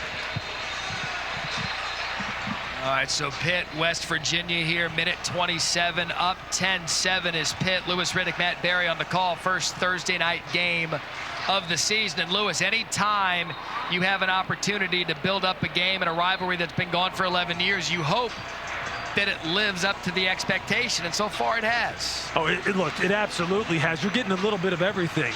You're getting some good physical play and good hitting. You're getting some big plays in the passing game. You're getting good special teams play. You're getting some turnovers. Nice, tightly contested game, exactly the way you want it. And now West Virginia is on the move. So far, it's defined what makes college football beautiful. 2nd and 15. Johnson motion out of the backfield. JT is going to go to him.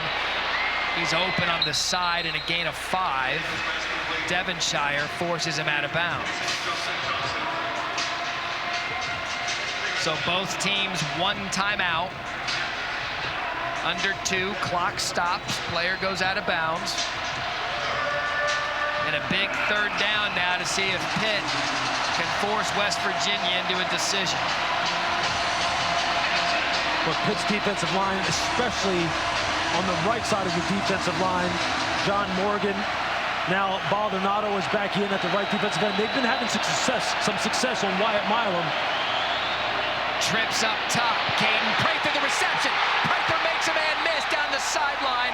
And a first down, West Virginia. Servassier Dennis shoved him out of bounds at a gain of 23. Mountaineers in business. That size and speed on the edge. Graham Harrell saying, look, I don't have to throw the ball down the field all the time in order to take advantage of my players on the perimeter.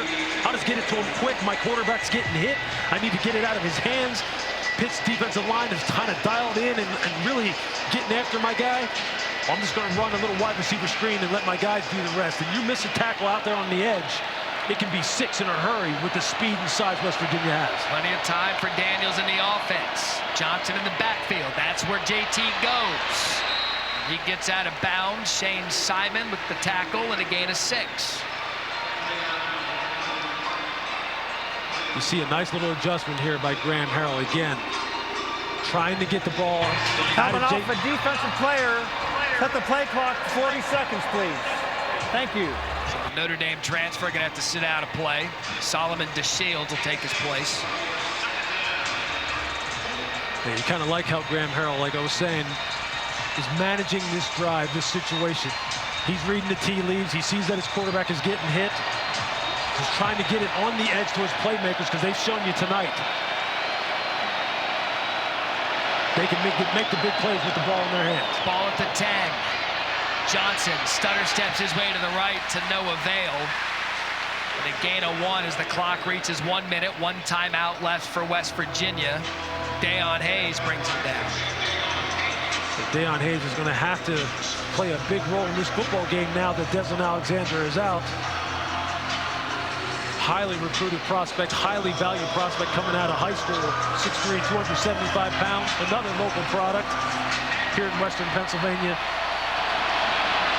12th play of the drive. Just over 30 seconds left in the half. Pitt showing pressure. Daniels to throw. Across the middle. And now they're going to have to take that timeout because they're going to be shot short of the first down. Rashad Battle tackles Bryce Ford Wheaton. And they're going to let the clock run, Lewis. They're not doing anything yet. Let the clock wind down, use it, kick a field goal, go to half.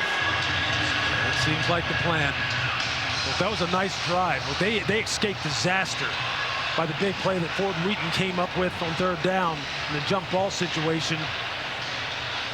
But I think Neil Brown will take that. I'm sure he would have obviously preferred 6, but he'll take that kind of situation. Let's call the 3rd and final timeout. 30 seconds in length. Game clock operator, please put 4 seconds on the clock. 4 seconds. All right, so ACC football, what a great night this is for their conference and the Big 12 respectively. We got an ACC football lineup. Boston College taking on Rutgers at noon. followed by Miami. Look, you got Mario Cristobal's debut at the U, taking on Bethune-Cookman. An ACC primetime football, Louisville and Syracuse, 8 p.m. Eastern. ACC Network. Spoke to the commissioner of the ACC before the game. Came up and said hi to us. See if they can find their way back into the playoff picture. The champions of the ACC. What's that dance? What did he just do? Missed that? I sure did. It's probably good. We're better off for you missing that. Tell you what, hey. That's all right, man. People are having fun here. Good clock management, though, by JT. You said they'd rather 6, but to get them down the field, 12 plays, 74 yards, and a chance to tie this game going into the half. Look, Pat Narduzzi thought he was going to get the ball in good field position here and maybe go in and tack on another score and then get the ball at the start of the second half. And West Virginia flipped that entire script on him, drove the ball down the field here and had a chance to tie it up. Grozo Award watch list, all-name team, Casey Legg.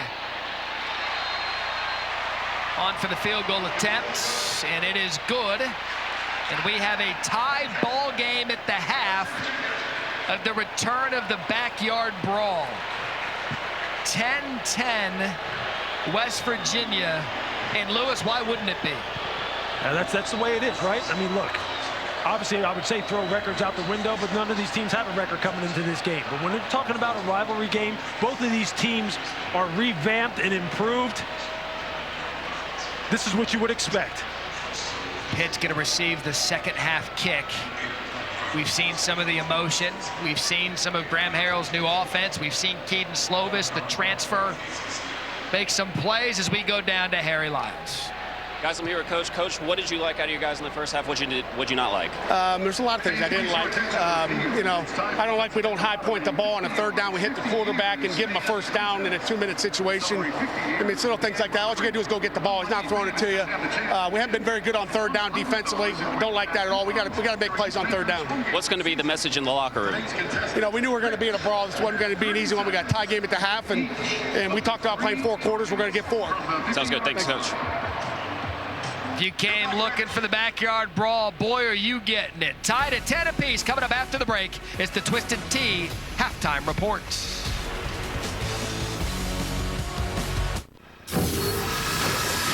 Welcome back to Xfinity Kickoff Week.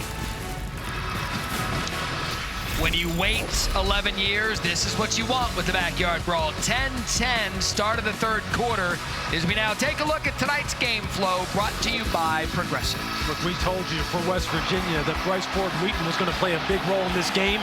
How's 9 targets for you? 5 receptions, a touchdown. Look, he's on pace to have almost 20 targets in this football game. This right here, that's the play Pat Narduzzi was talking about, that they have to go up and take the ball out of there. And then the Pitt running game, Rodney Hammond, 7 for 47, averaging almost 7 yards per carry. And just look at the right side of this deep offensive line. Just powering, won't be denied, getting the ball in the end zone. But both of these teams are playing true to their DNA and who they are and who they want to be. We'll see more of this in the second half. And if the second half is as exciting as the first half was, Matt, we'll take it. Total yardage, West Virginia 187, Pitt 154. Izzy Abanikanda got the start, but it's been Rodney Hammond taking advantage of his opportunity. Pitt deferred to start the game, so they will begin with the ball here in the second half. Abanikanda is going to take this at his goal line, make a couple of men miss. Ball is out. Looked as if he spun around. He held on to it.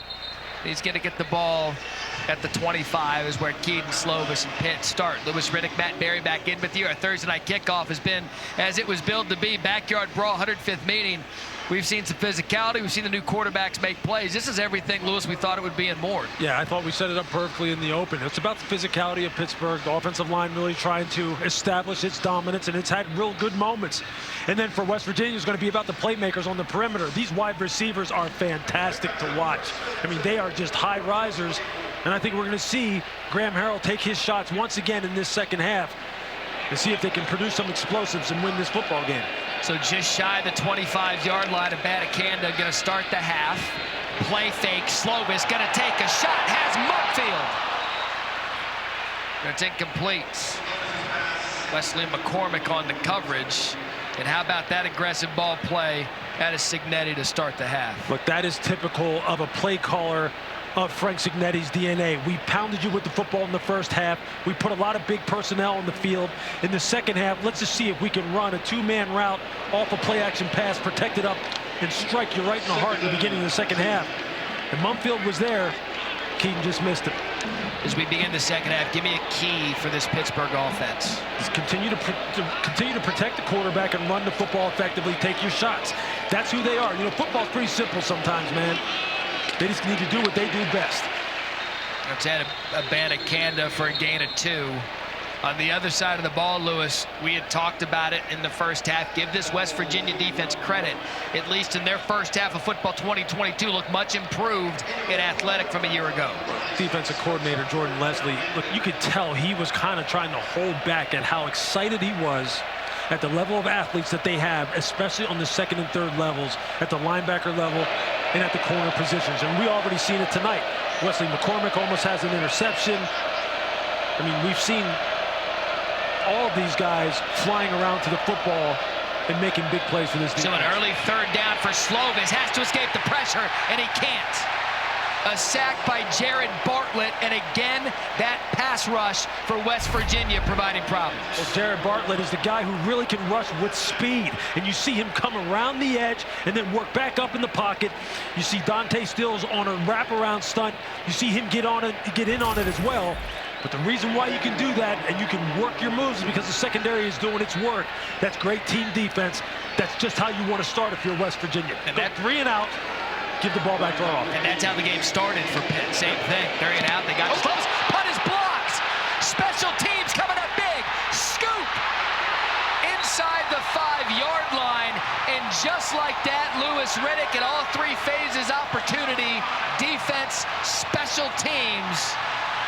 And that is Hershey McLaurin coming up with the play for the Mountaineers. Yeah, look, you just got to say, this is on the punter. He's just got to get that ball out quicker than that. And that is just a critical error on the part of the punt team for the University of Pittsburgh, deep in their own territory.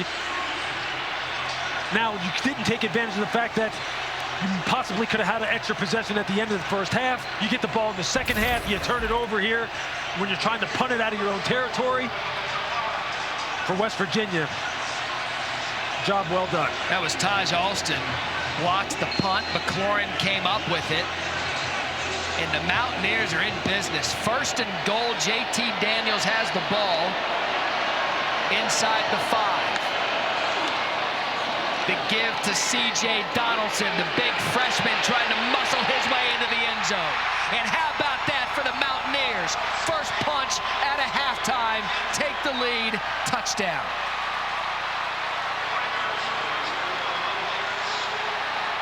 We could tell that the West Virginia coaches were holding something back about C.J. Donaldson. They said, look, you'll see him at running back. I'm like, but he's a tight end. You'll see him at running back. And this is why. That is a big man. 1, 2, 3, 4 Pitt defenders. C.J. Donaldson goes 6'2", 240 pounds, decorated high school athlete out of Florida, and he's made 2 big-time plays for West Virginia tonight. Comes from Gulliver Prep in Miami. He was listed as ESPN's 152nd tight end in the country. Right now, he's a #1 running back at West Virginia. Gave the Mountaineers the lead to start the 3rd quarter.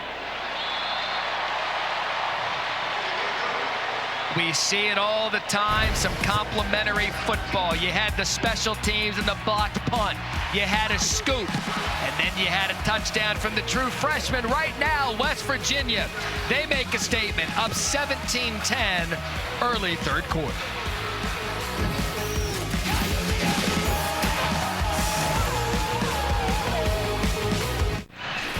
You're watching the ACC on ESPN. West Virginia up 17-10 after the blocked punt. And we talk about everything we love about college football. Here's one. Double numbers. I owe C.J. Donaldson the credit for the block on the punt. I think West Virginia's got 3 number 12s. Don't you love college football? Well, I'll tell you this. That number 12, that young man on your screen, he's had a big night. He's had a very big night, and that is just a timely play. So 17-10 West Virginia. Let's go down to Harry. Guys, I spoke with Neil Brown coming out of the locker room. He said he was glad his team played with emotion and didn't get too emotional, which is something that he obviously had emphasized to us earlier in the week. One thing he did not like in that first half was Pitt took advantage of their turnover and they didn't do the same. Obviously, they just came out here in the second half and did that. So I think it's safe to say that they're pretty happy over on that Mountaineer sideline. Also, expect them to take some shots here in the second half. Harry, thank you. They couldn't have scripted a better start to the second half. They get the field goal to end it, set the halftime, tie this thing up. You think Pitt gets the extra possession after deferring, and here we go. They get the lead 17-10. Neil's got to be feeling good. But situational football is something that they have made some plays with on third down. In particular, in the red zone, they've come up big. Special teams coming up big. Let's see what Slovis and Abanikanda can do if they can come up big for the Pitt offense, and Cignetti sends it right up the gut for a gain of 2. Look, there's no reason to panic on the part of the Pitt Panthers right now. Stay true to who you are. Run the outside zones. Run the, the 21 personnel fullback leads with the tailback following them through the hole. Run the powers, run the counters, and then utilize your play action passing game. They have to stay true to who they are. They're down 1 score. A lot of ball game left. This is far, far, far from over. So 2nd and 8. The fake to Abanikanda. Pressure coming. Slovis sets his feet. Takes a shot. Has a man. Dropped. Bob Means had his man beat.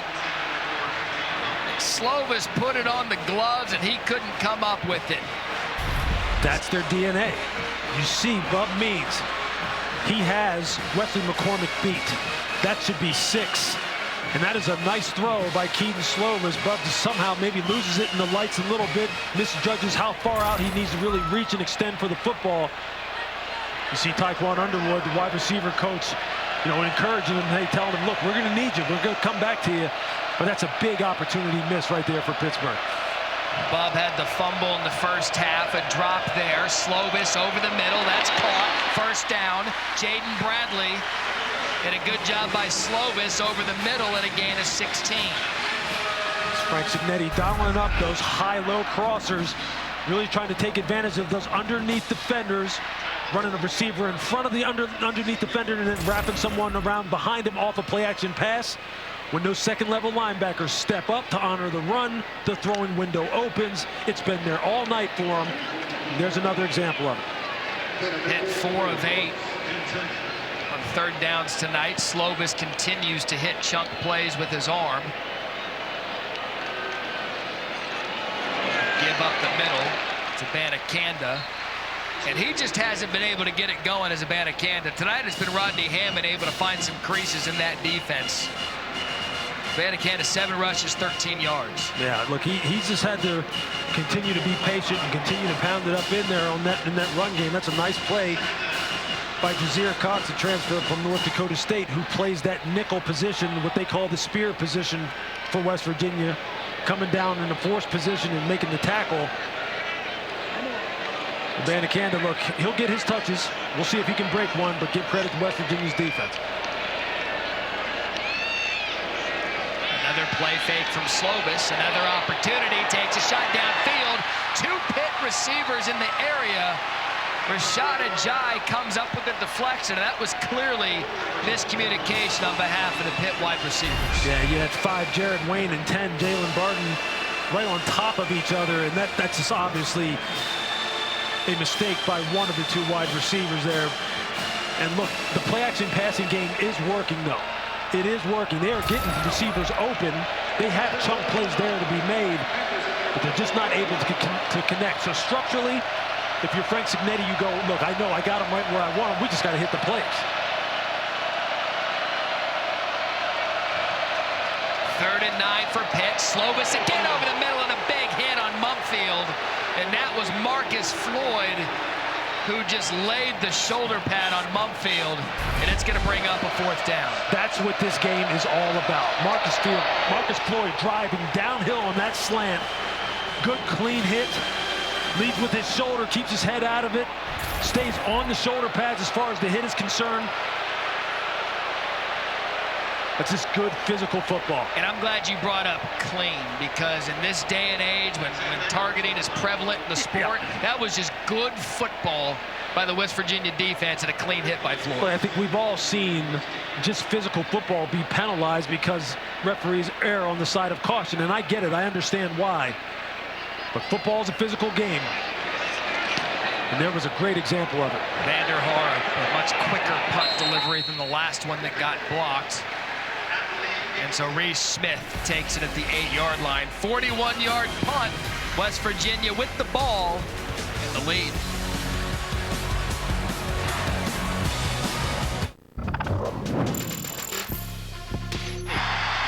Yard attempt. He is gone. Excellent job by both teams, but Pittsburgh, a remarkable comeback. 50 years from now, Ron, they'll talk about this one here. 1989, Lewis Riddick, the floor is yours. They said on the broadcast, 50 years from now, they'll still be talking about that game. Well, what's it been, 32 years? That's right. Around that?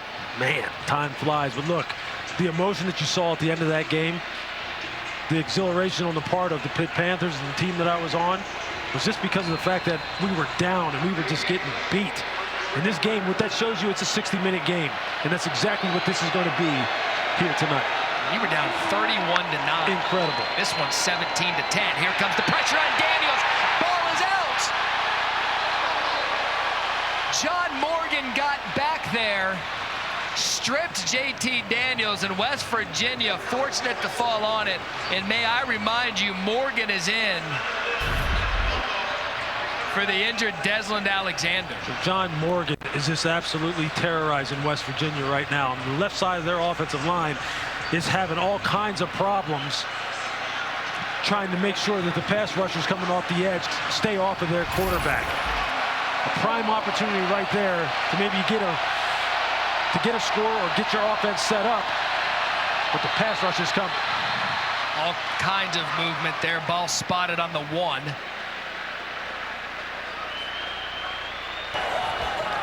False start. Offense. Number 53. Half the distance to the goal. Still second down. It's West Virginia's 5th penalty of the game.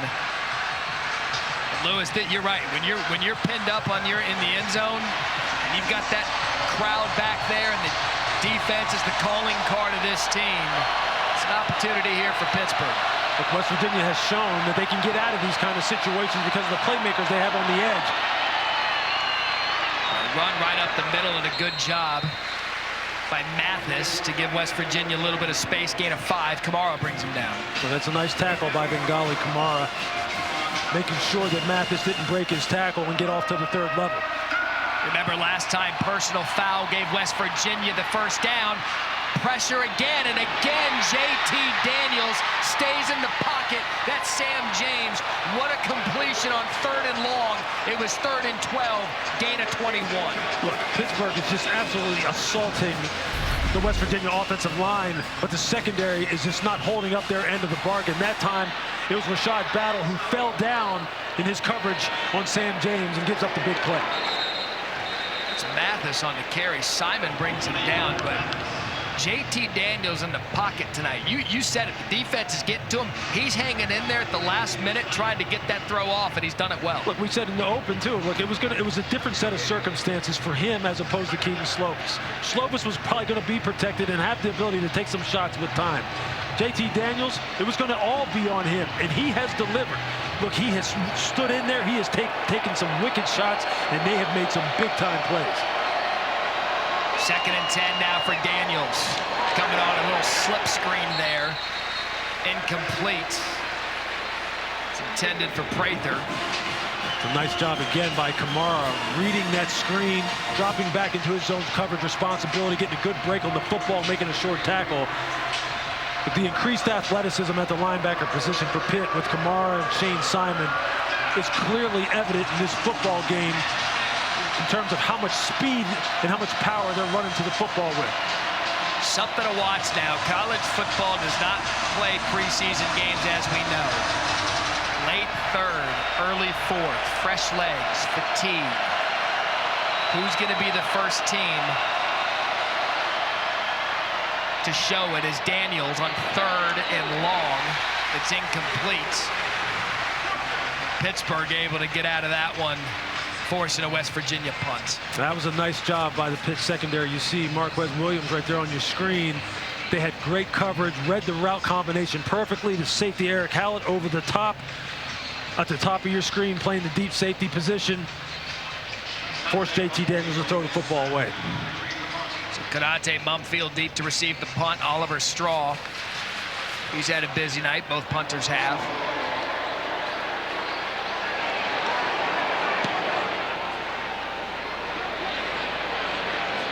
Mumfield the fair catch at the 35-yard line. And it's back and forth. We've got some punches in the backyard brawl. West Virginia leads midway through the 3rd, 17-10.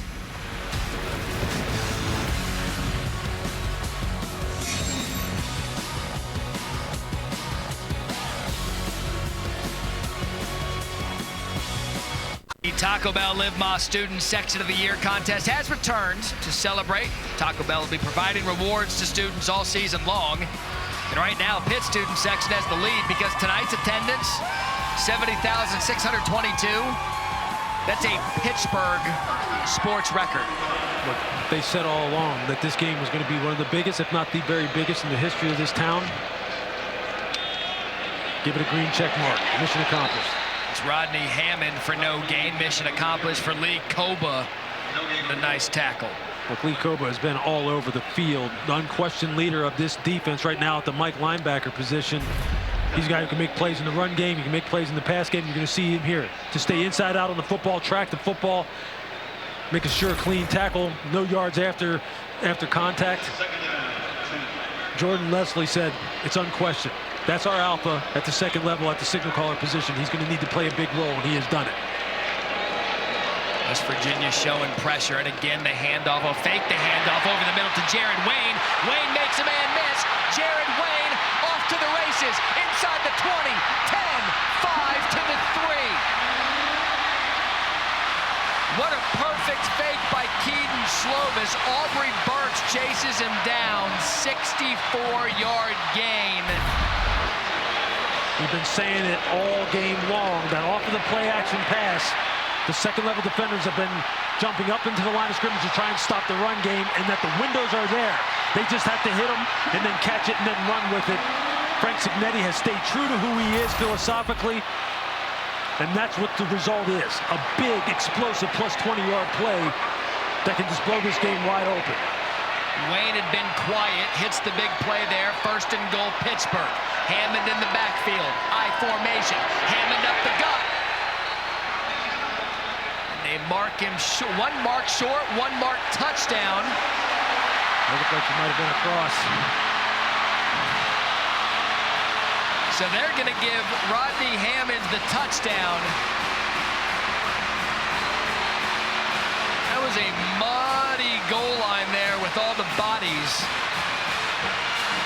And at least for now, Pittsburgh an extra point away from tying it. Yeah, you can just see the surge. Really, West Virginia does a decent job of really kind of meeting the physicality at the line of scrimmage. But Rodney Hammond has run with a lot of authority all night long. So again, one line judge. Yeah, that was a bad angle. Had it Couldn't really marked. see it right there. The other called it a touchdown. We review all scoring plays. We really need to take a look at that one. We didn't have a real good look at it, a real good angle. The ruling on the field was a touchdown. The previous play is under further review. Ronnie Ford, our replay official. Let's bring in our rules official, Matt Austin, see if he's got some eyes on it. Matt, it was a twofer by the line judge. One said no, one said yes. What do you see? Well, it looked like as he got spun around, it looked like his backside did hit the ground before the ball came across the line of scrimmage. But is it definitive? The replay official may have to cobble two views together to actually see, did the ball break the plane of the goal line? All it has to do is get past the very front edge to be a touchdown. And you can't really see. But from there, it looks like he slid in. It's all on your view. You're right, Lewis. There, it looked as if he's across. Here's another angle at it. There you see the left elbow was down on the ground. Right there. Right there, you see the elbow down. I don't think the ball's across. I don't think that's going to be a touchdown. Lewis, did you want to do a running tally of the season of your replay calls? I mean, it's a layup. It's a layup. But I think this one. All right. You know what? Should we? I'll take the good ones. Okay. How about that? Let's run a tally of the good ones. We're going to do the Lewis Riddick rankings this year. See if he can bat 1,000 on the replays. I think you and I would agree we'd probably both be stunned if this wasn't overturned. But again, Rodney Hamden, look, he's been the guy tonight. 9 carries, 48 yards. In a running attack, only 69 yards rushing for Pitt. They continue to say this is going to be what we do. Yeah. And it's going to eventually hit. Yeah, that time they just changed it up a little bit and went over the left side, looked the right side behind Cradle. And Gonzalez, that's where they have really gotten a lot of the chunk yardage in the run game. Let's see if they try and run it to the right side here. After further review, the ruling on the field is that the runner was short of the goal line at the half-yard line. It will be second down in that spot. So touchdown off the board, second down for Pitt. Lewis Riddick, 1 for 1. Yeah, Matt, I'll take it. I'll take it right now. The layup line. But look, I think you have to continue to lean on this offensive line, especially down here in these short yardage situations. They've been getting great surge. Hammond has been running the ball with great pad level, second effort. Yeah, my guess is this will be Hammond right up the gut again. Oh, about the fullback. Up and over. Touchdown. Score 1 for the fullback, Daniel Carter. And now we've got flags on the field, some extracurricular activities. Is Pittsburgh now an extra point from tying it up? Daniel Carter, again, someone who Frank Signetti really likes. You see the surge at the line of scrimmage on the right side. Ball clearly breaks the plane. I think right there it broke the plane. Well, that's a 240-pound running back now. He's built and he's different. up there now. He's built different for a fullback. Well, they said he's more than just a blocker. This is a guy who could do it all, but they have a stable of running backs, and they want to get him on the field, so he's lining up at fullback. But he could easily run the football from an I formation or be a primary ball carrier. They're going to sort out the drama there near the goal line after Carter scored. Let's see what they call. The result of the play was a touchdown.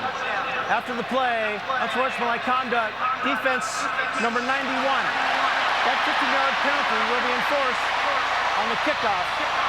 That is number 91's first unsportsmanlike foul. So it's Sean Martin, unsportsmanlike conduct on him. We talked about earlier, late in the game. Mental mistakes. See who can lose their cool and keep their cool. But field position is something that obviously coaches covet. They don't want to give it away because of stupid mistakes and lapses in judgment. That's the kind of thing that can cost you in a game like this that's tied 17-17. Here with about 6 minutes left in the third quarter, but this is exactly what we expected, man. We expected a tough, hard-fought football game with a lot of big plays, some good physical play in the run game, defensive lines making big plays, wide receivers going up and taking the ball out of the air. Like, it's got everything that you want, including week 1 and a great fan base. I mean, look at including students body surfing. I think we've checked every college football box you could have tonight. This is why you love college football. I mean, he's having fun. So are we. I mean, we've even gone back to the 80s with a fullback. I mean, West Virginia's in the Big 12. They haven't seen a fullback since the Carter administration. Yeah, and I think, you know what, with Pittsburgh's personnel, man, look, they can come out and really try to bludgeon you with some old school 12 personnel, 13 personnel, 3 tight ends, 13 personnel with extra linemen in the game and run a pro-style offense, or they can spread you out and throw the football all over the yard too, because Keaton Slovis, as you've seen tonight, is a very polished quarterback that I can guarantee you that all the pro scouts that are over here in the box next to ours are checking out. very, very specifically tonight. Squib kick to Sam James. Good special teams for Pittsburgh. And a Labor Day weekend, man, are we going to have fun. We're just getting started here in Pittsburgh with the body surfing and everything in between. We've got college football coming out from everywhere. ABC, Georgia, and Oregon, the big one, Notre Dame, Ohio State. Can't wait to see if Luke Fickell can go into Woo-Pig and get Arkansas. Sunday, Brian Kelly makes his debut. Saturday, Billy Napier makes his debut as we take a look at this week's college football rankings brought to you by Verbo. Right now, I'm of the belief that preseason rankings are good for TV conversation, and that's about it. But there they are, top 10. Well, there's some heavy-duty teams right there, some heavy-duty artillery that's yet to play. But, man, we've got a great game here tonight. Now, let's just see what Pittsburgh can do defensively. Can they get off the field, not give up the big plays, and can JT Daniels continue to execute? There's all kinds of miscommunication by both sides of the ball there. It's week one. Some of this is going to happen. Prior to the play clock expiring, West Virginia called their first time out of the half. So Pittsburgh was running guys on and off. 30 seconds in length. West Virginia and the miscommunication there. And you don't want to use those timeouts right now in this stage of the game when it's tied at 17. No, you don't. But you know what? It doesn't. It's not surprising. This is the first time either one of these teams have seen a different opponent, let alone been in a stadium with 70,000 plus people playing in a rivalry game.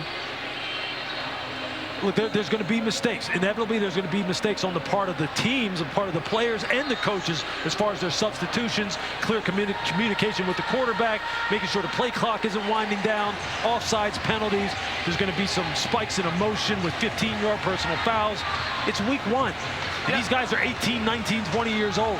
We've been listing off things all night that we love about college football. Mark that down as a 195 thing I like about it. No preseason. Yeah, you throw the ball out there, just play.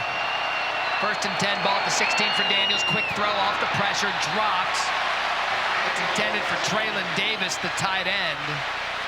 And that defensive line continues to get to the West Virginia quarterback. Look, Randy Bates has said, I am about to heat JT Daniels up. Look, man, he can't continue to make these kind of plays against this kind of onslaught of pressure that he's getting. And look, if you're West Virginia's wide receivers, you got to know you're going to have some one-on-ones out there, and the ball's got to be coming out hot, and it's got to be coming out quickly. You better be ready to catch it and run with it, because Pittsburgh is not going to let up on their attack on JT Daniels. Second and 10. The give to C.J. Donaldson, who's had a nice game. No gain for Donaldson. We got an injured West Virginia offensive lineman. That's Tomas Officials timeout for injury to an offensive player. I'm sorry, Jordan White, the injured player for West Virginia.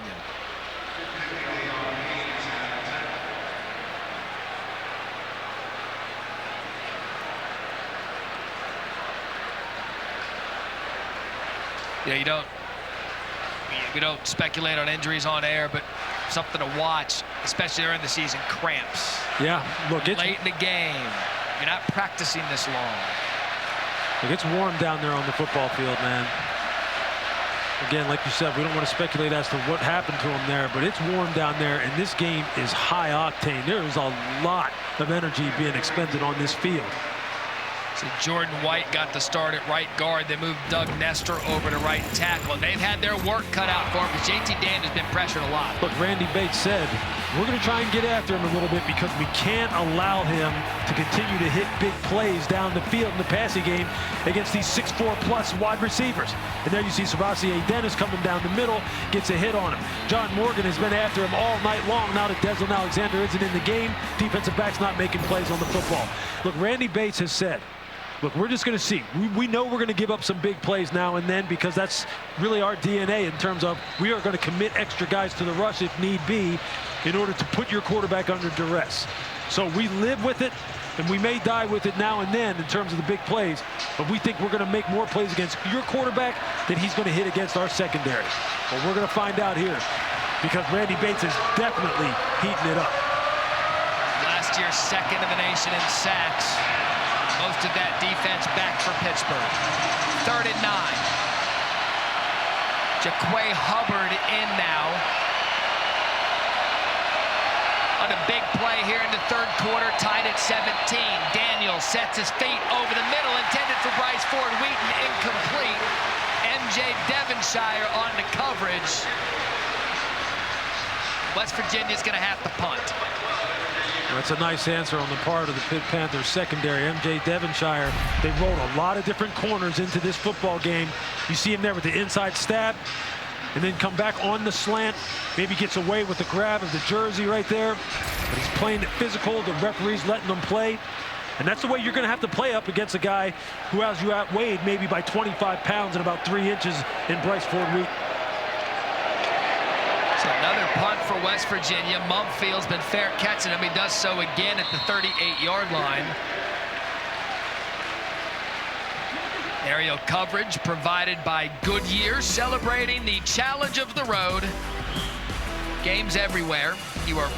Are you ready for the road? Goodyear or driven? We walked into the stadium. We saw that blimp fly over the You know what? I didn't even get a chance to see it. And I know that. Look at that shot right there. I've been talking in the production meetings all week about I just want to see the blimp. I just know when the blimp is here, it's a big-time game. I didn't even get to see it. Look at that shot. I mean, that's football. It's beautiful. It looked good. I'm sure Goodyear wasn't happy that I just butchered that read either way. It's a fun look at the football field as time of possession. You're not surprised with the offense Pitt runs well in favor of the Panthers. Let's see what they can do here. Tie ball game. Rodney Hammond in the backfield. He's going to get it on first down. And again, West Virginia's defensive front has played solid tonight. Lee Koba makes the tackle. Lee Koba has been all over the football field. His eyes have been in the right spot. He's diagnosing plays quickly. He's not getting fooled too often on play action pass, although they have given up some big plays over the middle. But Lee Koba has really answered the bell in the run game, making sure solid tackles. They said about Koba, when he came in, he looked around, he said, I know I'm the leader of this team. Took him about 1 day to realize Koba was going to be the guy that was going to be the quarterback of this defense. Here comes the pressure. Slovis out of the backfield. Finds Hammond all by himself. Across the 50. Hammond gets a block. One man to beat. Hammond takes it down to the 10. Gain of 50. And we've talked about Bub Means having a rough game at receiver. He just sprung the key block there for Hammond to get loose. Look, it's a team game, right? You see Keaton Slovis looking downfield, just checks the ball outside to Hammond. Bub Means right there, make the block on Jasir Cox. And Rodney Hammond is having a day. Absolutely having a day. Running the ball with authority, running the football well in the open field. He's been one of the true stars for Pittsburgh tonight. It's a heavyweight fight. This is a brawl of epic proportion by both teams. Defense coming up big. Offense making plays. Hammond off the right side. Hammond staying up. Hammond getting by the offensive line. In for a touchdown. Pitt takes the lead.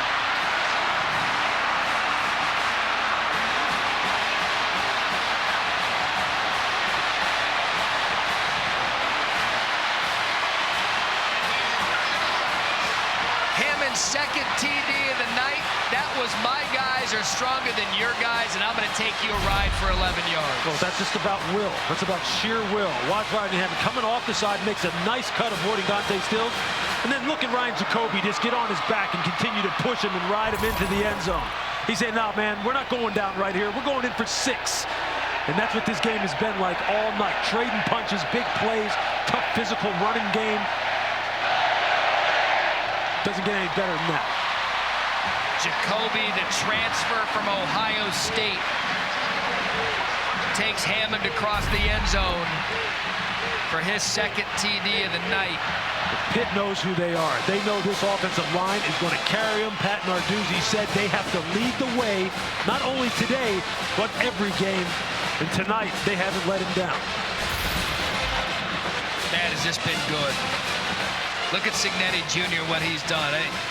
I don't know if there's going to be a game in the country minus the military schools where you're going to see under center the more prevalent play call relative to the shotgun.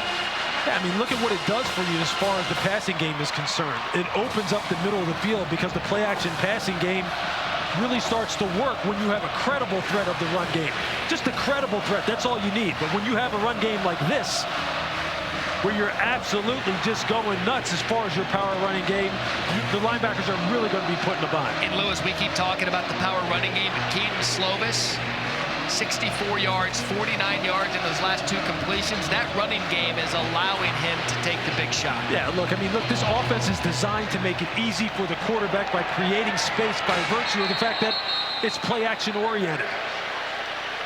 They could have hit a couple more big plays. They just missed them. They had guys open down the field. And look, a lot of college defenses don't see offenses like this.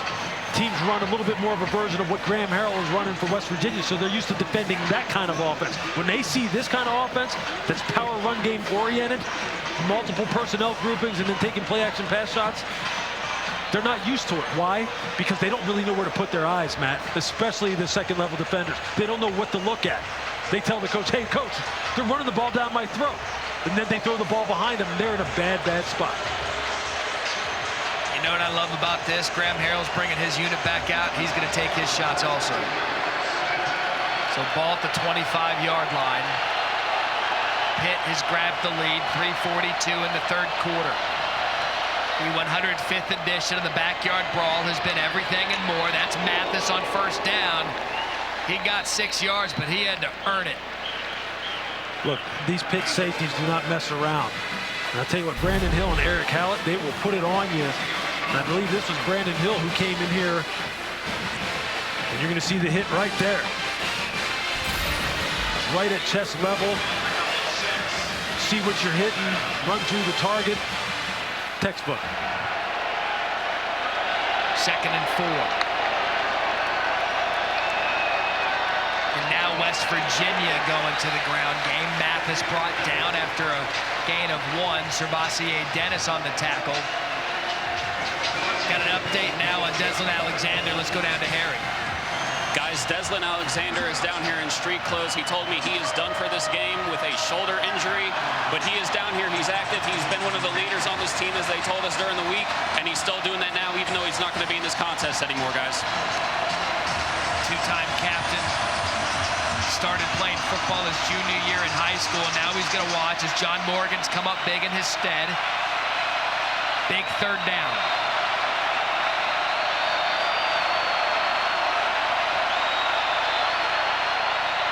Daniels. Bryce Ford Wheaton over the middle. That's a first down, lined up against Rashad Bowden. You got a flag on the play.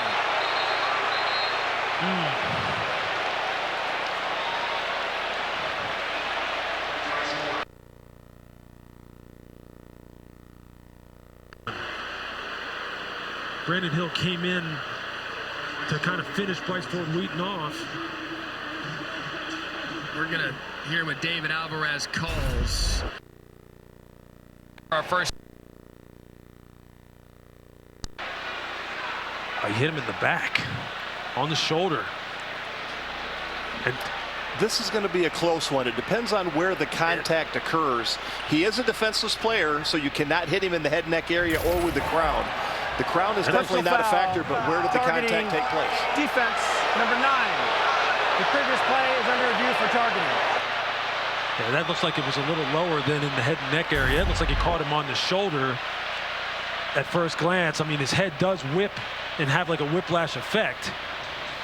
Let's keep Matt Austin with us. Matt, game 1, week 1, fans tuning in. Let's give everybody a refresher on targeting 2022.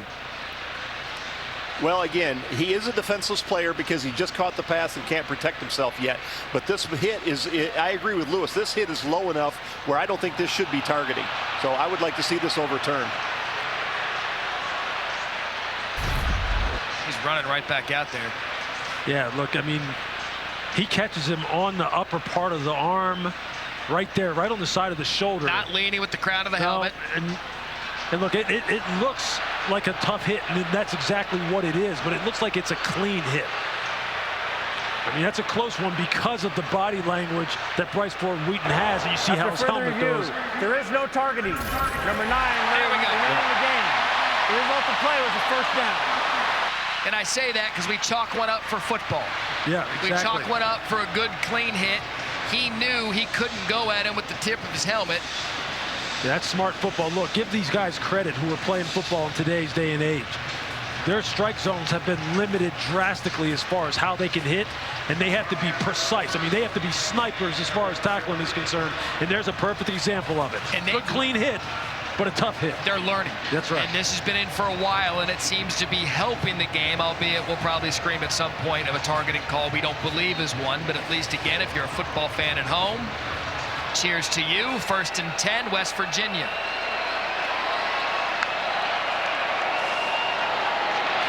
Tell you what, Graham Harrell's gone to the ground with Mathis a few times on this drive and a gain of 2. Well, their offensive line has a lot of experience as well. They returned all 5 starters from 2021 this year, too. And they have to show up. They have good size. He says that, you know, they have some good players on this football team, you know, led by Zach Frazier at center, and that he wasn't going to shy away from trying to establish some kind of physicality as far as the inside running game was concerned. But they're up against a buzzsaw tonight. Look, they produced some explosive runs. C.J. Donaldson has gone off a few times. Maybe they need to get number 12 back in the game. Another run from Mathis. Tries to spin out of a tackle. Can't do it. Kamara on the tackle. And it's going to bring up a 3rd and long as we approach the 1-minute mark here in the 3rd quarter. So 3rd down.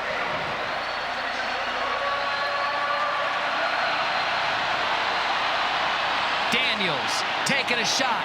Flag on the play. Intended for Cortez Braham, but Pitt was trying to get a player off the field. He dove at the sidelines, but I'm not sure he got off in time.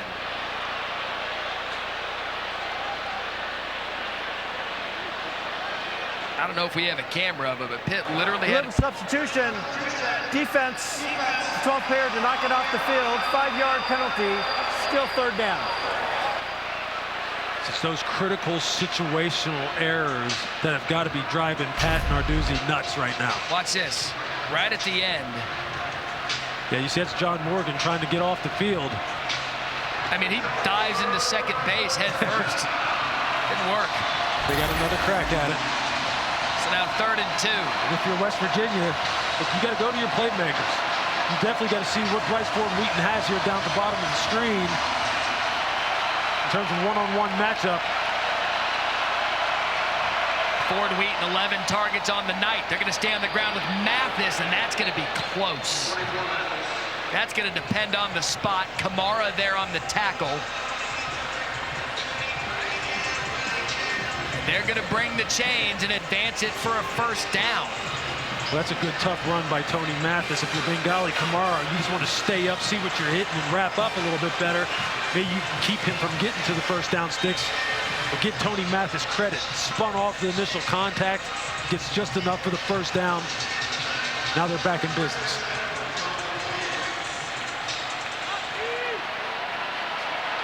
Under a minute in the 3rd quarter. They got Big Boy back in the game. I mean, they found something with the running game, and they found something with C.J. Donaldson. This kid is special. 2 flags on the play. There's Brandon Hill that brought him down, gain of 20. Graham Harrell was thinking the same thing I was thinking. We got to get him back in the game, man. You see him running that inside zone. The little sit block coming across the formation. Run, personal foul, face mask. Defense, number 9. 15-yard penalty and an automatic 1st down. So Hill dodged the targeting. 20-yard gain, tack it on, got the face mask. Look, that is a grown man. He's trying to get on the ground. I know that CJ's only a freshman, but he is a man as far as running this football is concerned. And you see Brandon Hill trying to get off the block of Sam James and tackle this truck coming down in the open field. It happens, but it's a critical error. How about this? The first touchdown set up by Donaldson, 44-yard run. Then he blocks the punt to set up another touchdown. This kid can play football. Daniels out of the pocket.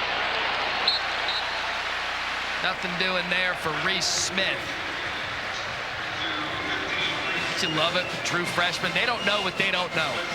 They just play ball. That is the end of the 3rd quarter. Ooh, yeah. What do you think? 24-17. We waited 11 years. 105th play. Don't go anywhere. 4th quarter, the backyard brawl is coming up next. Pittsburgh leads 24-17. Start of the 4th quarter as we continue Xfinity kickoff week. I mean, is this good or what? Look, I mean, look at this atmosphere. What more do you want out of an atmosphere, rivalry game, opening weekend, one-score game? Let's go. Here comes JT Daniels. He's going to take a shot at the end zone. And what do you know? Bryce Ford Wheaton puts West Virginia an extra point away from tying up the backyard brawl as we start the fourth quarter. Second TD of the night. Look, the kid, the young man, he is a stud. He's just a flat-out stud, and they know it. He has 12 targets in this game. They're going to run these back shoulder jump ball situations, and they're going to say, our guy is bigger, stronger, better than you. And look, Randy Bates has run a number of different corners out there on him. He's had A.J. Woods on him. Rashad Battle's been on him. M.J. Devonshire's been on him. He's beat them all. He's beat them all, and you better give him some help. Otherwise, that's the kind of guy who will win the game for you. 7 catches, 83 yards, 2 touchdowns. 9 plays, 75-yard drive. Ruling of the touchdown is under further review. So we're going to have another look at this. I mean, it's week 0. May as well get your reps in. You see him here. Nice adjust to football, foot down. All right, so Matt Austin, they're looking at whether or not he had complete control. Is that correct? I believe so, yes, because he definitely had a foot down and a hip on the ground, so he was in the end zone. It's just, was he bobbling the ball when he touched down? And your thoughts? I think it's a catch. I think he did bobble a little bit, but as he was going to the ground, I think that he got secure. He secured possession, and I think this will stand as a touchdown. Agreed. That's his. You're talking about a 6'3", 6'4", 220-pound player here. I think it's a catch. Yeah. Neil Brown, head coach, West Virginia, told he's like, we look good getting off the bus. Yeah. And he wasn't getting these receivers. Again, 3 of the top 5 pass catchers from a year ago gone, but they still got 0 back. Sam James is the guy they love. Caden Prather. Yeah, you saw his speed on that little wide receiver screen earlier in the football game. But look, Graham Harrell said he needed his receivers to be bigger, play bigger, be more productive, be more consistent. And I said to him, well, a lot of that also has to do with better quarterback play. And he said, you're right. You're right. And if they got that. Review, the ruling on the field of a touchdown stands. If they got better quarterback play, then these wide receivers would look even better. And that's exactly what's happening. Debut at both JT Daniels and Keaton Slovis. JT 18 of 29, $150, 2 touchdowns. You know what makes rivalries great? There's going to be someone with 14:52 left in this ball game that's going to etch their name in the history of this game. Right now, Bryce Ford Wheaton, 3rd generation in his family to play in the backyard brawl, is making a case with 2 touchdowns. And there you see how important 0 is to this offense. I mean, look, he has it all. He has the movement skills of a smaller player. He has great adjust. He can run after the catch. There's not very much he can't do. He had 2 career 100-yard receiving games coming into this year. Just 2. A guy that's that talented should have a heck of a lot more than just 2 career 100-yard receiving games. He's knocking on the door of it now. He has 7 receptions for 83 yards, 2 TDs on 12 targets. I don't think we've heard the last of them in this football game. They'll be going to him again. You just had to feel it. When we were IDing guys throughout our production meetings and prep, you just kind of had a feeling about 0. Yep. That he was going to be the guy with JT Daniels that perhaps steps up to this moment. We got 1 play to start the 4th quarter. Guess what it did? Tied us up at 24. Now it's time for Pittsburgh to answer. Let's see what Keaton Slovis got. Frank Cignetti, offensive coordinator. What do you got? Week 1 featured college football lineup. Saturday, Sunday, ABC and the ESPN app. I love seeing what Bo Nix is going to do, the new starting quarterback at Oregon, Dan Lanning, the new head coach. I mean, look at these games on our lineup.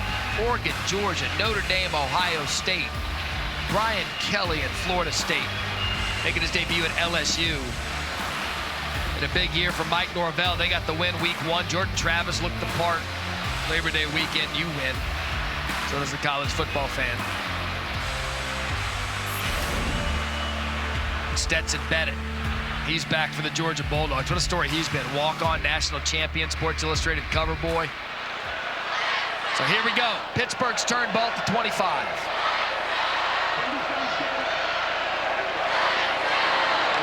Rodney Hammond, he's been having a big game. That West Virginia defense, Lee Kova, continue to hit, gain of 3. Frank Cignetti, offensive coordinator, is not going to change who he is. He'll continue with his staple runs, two-back runs, what they call two-back Bob runs, back on the backer, the fullback, and then running back behind him, the inside zones, the powers, the counters, and then they're going to hit the play actions off of it. Here they're going to spread you out a little bit, see if they can get some high-low combinations. So these receivers have made plays all game long. It's the tight end Bartholomew comes back into the picture. And again, it's Hammond up the middle. I'll tell you what, man, Lewis, they're content. 3-4 yards a carry. That's what they're doing with Hammond. Now 3rd and manageable. Yeah, exactly. When you have 3rd and short like this, look, you have the whole play sheet at your disposal again. You could run it again or throw it. And they've had great success off of play action throws in short yardage distances like this. But think about it if you're a Pittsburgh fan on what you saw last year with Whipple.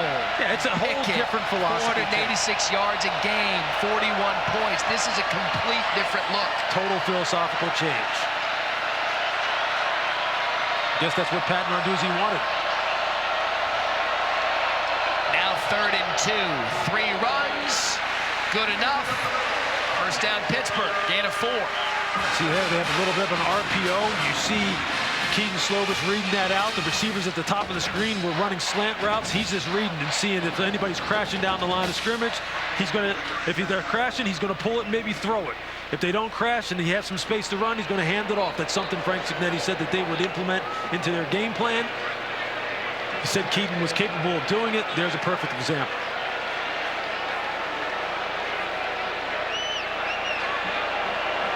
Virginia showing pressure on Slovis. Play fake, pulls it, quick throw to the sidelines, and he overthrows Jared Wayne. Slovis knows that one got away from him. Yeah, I think he saw that the line of sight for him wasn't really clean. You would hope that he would try and drill that, but I don't think he thought he could get that in there. Thoughts on Slovis in his first start? Look, I can tell you, there's some people here that are watching this young man, watching him play, and I'm talking about people who play their games on Sundays because he is talented, he is poised, the great mechanics in the pocket. They're running a bunch of different things here tonight that you see in Sunday football. I think he's played very well. It's Hammond again off the right side. West Virginia not fooled. Dante Stills has had a nice game for the Mountaineers. It is apparent that Cignetti and Narduzzi, they've given this game to Hammond. Abanikanda got the start. Hammond's been the big running back, 15 carries, 72 yards, and 2 touchdowns, and now 3rd and 10. But the big shot plays have been there. They have dialed up some great passing combinations that they just haven't hit on a few times that could have really blown this game open. You can't get too conservative because West Virginia has heated up on offense with their downfield passing attack. Slovis pressure, being chased, has to throw it away, and West Virginia, a great job. Pressure on the play by Dante Stills. He affected that play early, Lewis. Quarterback is outside the tackle box. The ball went beyond the line of scrimmage. And Slovis was never able to recover. Yeah, I mean, you're going to see Stills working on the right tackle, hits the inside move where he just gets the hands off of him and then just chases him down outside the pocket. Look, you don't have to always put the quarterback on the ground. Just affect his timing and his ability to stand in the pocket firm and deliver the football with confidence. That's a great job by Dante Stills.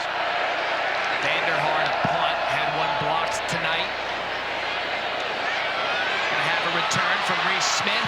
Makes a man miss. Reese Smith, flag on the play. Bring that shy of the 30. It's Gavin Bartholomew on the tackle. We'll see what this flag is.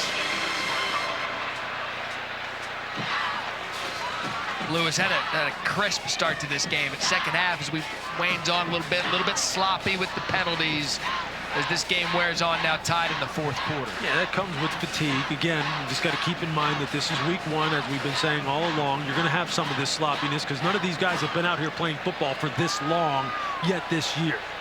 So you cut them a little bit of slack. After discussion, the contact is legal. There is no foul for blocking the back. How about that? So after discussion, everything's clean. Media timeout. We're tied at 24. This 105th play into the Backyard Brawl set up for a classic. Let's take a look at tonight's unbeatable performance brought to you by Xfinity. But Bryce Ford Wheaton, we've been talking about him all game long. He has showed up big for this football team time and time again.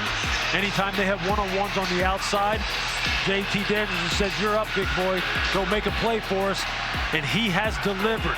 Offensive coordinator Graham Harrell said, "I need more out of my wideouts." Well, he's going to be very happy when he watches the film on Bryce Ford Wheaton. And again, West Virginia having success on the run. It is C.J. Donaldson, the true freshman. What a night for Donaldson. Another big run brought down by Brandon Hill. 40 yards. You want to talk about making an impact in your first Backyard Brawl? Go look at number 12. Yeah, I think here you see Bengali Kamara. His run fit was not what it needed to be on the play. You saw Servassier Dennis go up to him after the play. You miss a gap against him, he's going to take it the distance. JT looks downfield. Good coverage by 32. Shane Simon, the linebacker. That's a heck of a play by Shane Simon. You're running, trying to get back into phase, trying to get in relation to the route. You don't panic. The last minute, you're able to locate the ball and come up with the PBU. That last run for Donaldson put him over the 100-yard mark on the night. 5 rushes, 109 yards, a touchdown, and a blocked punt.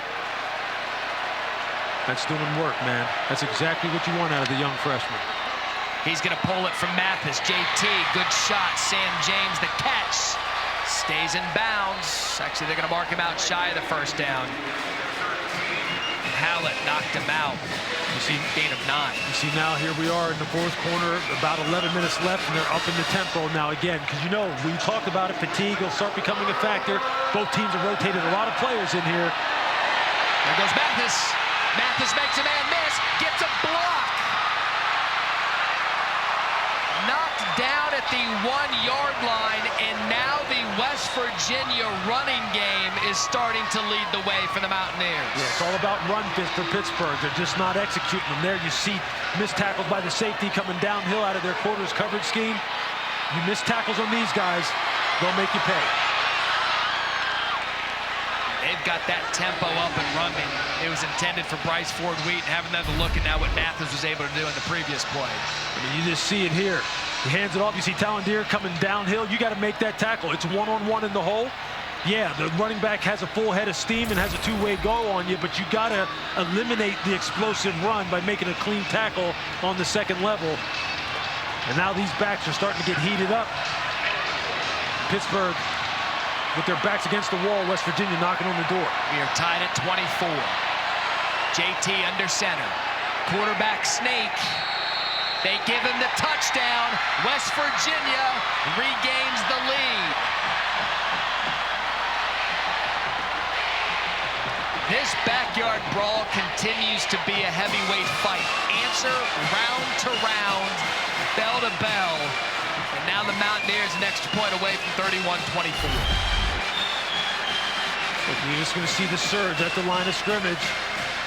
JT Daniels just looking for a way to get the tip of the football, to break the plane of the goal line.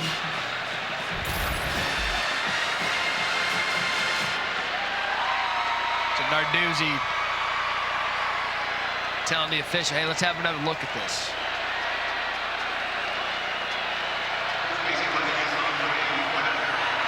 That won't go down as you see JT holding that right shoulder.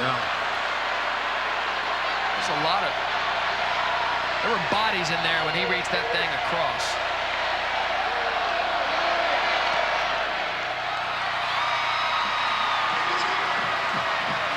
.10:37 left in the fourth quarter. We're not even close to being done. West Virginia re-grabs the lead.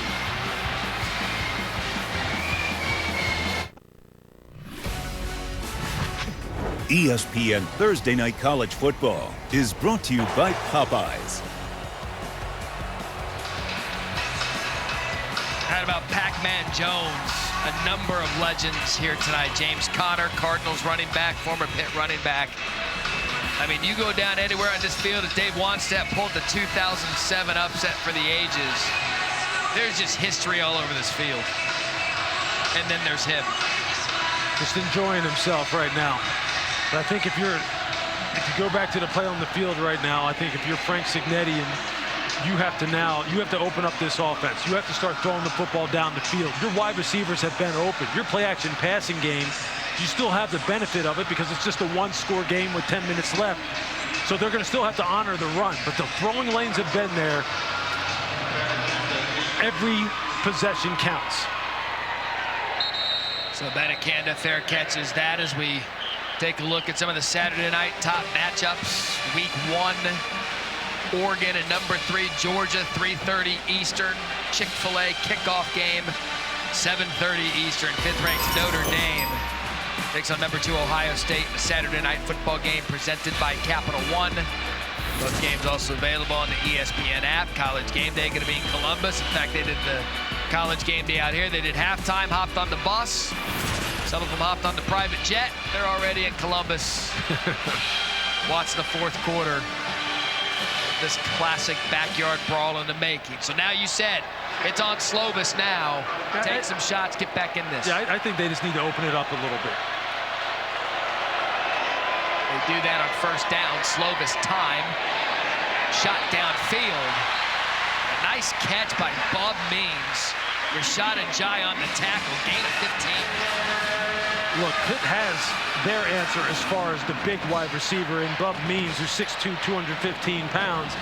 Yeah, he had a drop earlier in the game. He had a fumble in a crucial situation where he looked like he was about to explode for a big play.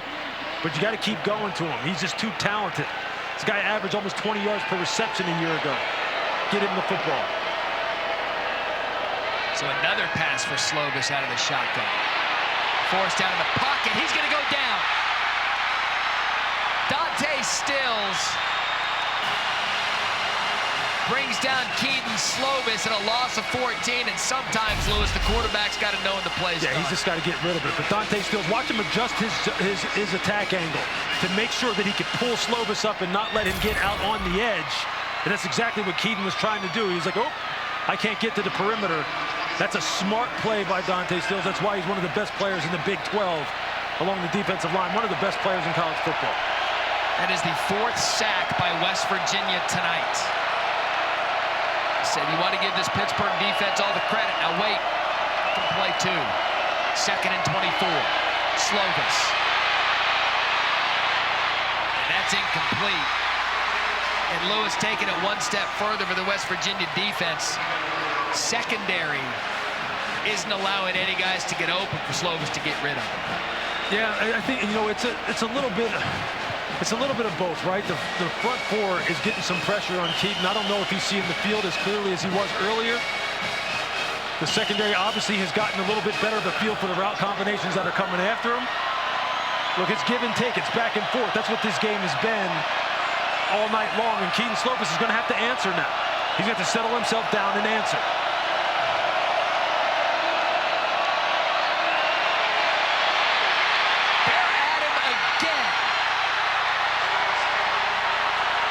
Sean Martin, 5th sack of the night for that West Virginia defense. Yeah, Keaton Slovis right now looks a little rattled. He's not really keeping his eyes down the field, you see here. But even if you could just take a play, get the ball out of your hands, and even if you don't pick up the first down, just don't continue to take sacks and move backwards, because West Virginia is then winning the battle of field position and giving themselves a shorter field to work with offensively. That was not a good series. Great series for West Virginia. Maurice Smith. Wisely fair catches, knowing West Virginia is going to get field position. And you wonder if Graham Harrell is going to take a shot. They got a flag on the play. We've had 12 penalties tonight, 6 by each team.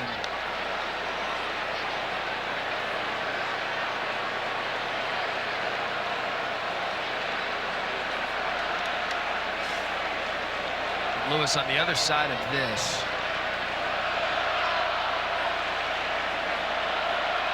These West Virginia fans are starting to feel it. During the kick, personal foul, illegal blindside block. Receiving team number 27. That 15-yard penalty will be entered to the end of the play. First down, timeout. So that'll back up that Mountaineers offense. But right now, West Virginia up 31-24. Just over 8.5 left in the fourth quarter.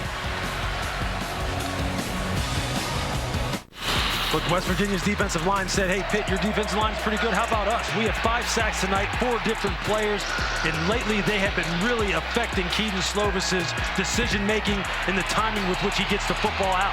Look, this game is going to come down to him throwing the football. Dante Stills has been just an absolute monster, doing all the hidden things that make defensive linemen great and the obvious things.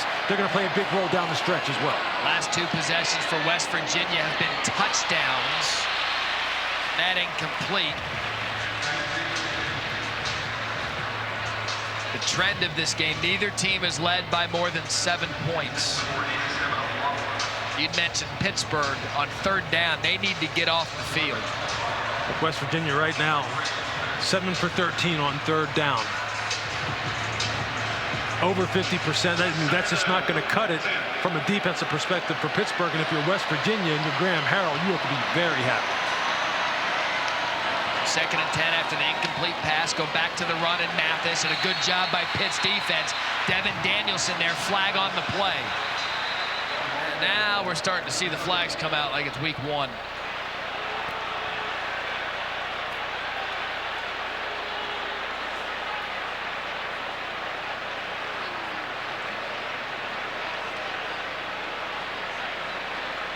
Remember when I said earlier this game was an energy drink? It's like warm milk now. No, I'll tell you what, look, these young men have been out here playing for a long time right now. Again, week 1. It's still going to come down to a big play here or there. Pitt's going to have to come up with a big play in order to tie this thing back up. And West Virginia, just when you think that things may be stalling for them, their wide receivers come up and make big plays. I think there's more big plays left. Personal foul, illegal block below the waist. Defense number 14. 15-yard penalty from the previous spot, and an automatic first down. All right, Matt Austin, we know there's an emphasis this year on blocks below the waist, that on Marquez Williams. What did you see on this one? Well, I'd like to see another replay because I could not tell what the officials were talking about, but they did change the rules on blocking below the waist, and if that was it at the bottom of the screen, it looked like he lost his footing and the guy fell over him. So I'm not crazy about that foul if that's what he called. So 1st and 10 now for West Virginia. Basically puts that penalty yardage back off the punt. Daniels forced to climb the pocket. Does a nice job finding James over the middle. And it's going to be incomplete. Well, you said it. JT Daniels had Kalijah Cansey coming off of his blind side. He had beat his man one-on-one with a nice outside speed rush, climbed the pocket beautifully, just a little errant on the throw, or off target with the throw. But look, Pitt's defensive line has been getting after him. They have had him under duress all night long, and they have hit him unmercifully, but he has answered the bell every single time.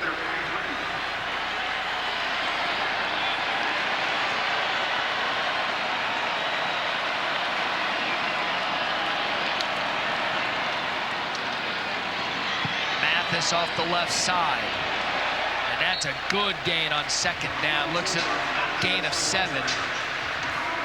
This is the most rushing yards this Pittsburgh defense has given up since 2019 against Boston College. They're up at 187 now. Is this air raid offense in West Virginia? Yeah, I don't think you can call this offense the air raid in the traditional sense. Graham Harrell will do, as he said, whatever is necessary for him to do to win football games. If that means playing some power football, I'll do that. Throwing it all over the yard, I'll do that. My job is to help them win. You had talked about getting off the field on 3rd down. That was Donaldson, and he's going to be marked short. Servassier Dennis on the tackle. And so Neil Brown, it's a big call here, in his first backyard brawl, under 7 to play, 4th and inches. Look, if you're Neil Brown and you're Graham Harrell, you got C.J. Donaldson, who's pretty much been unstoppable.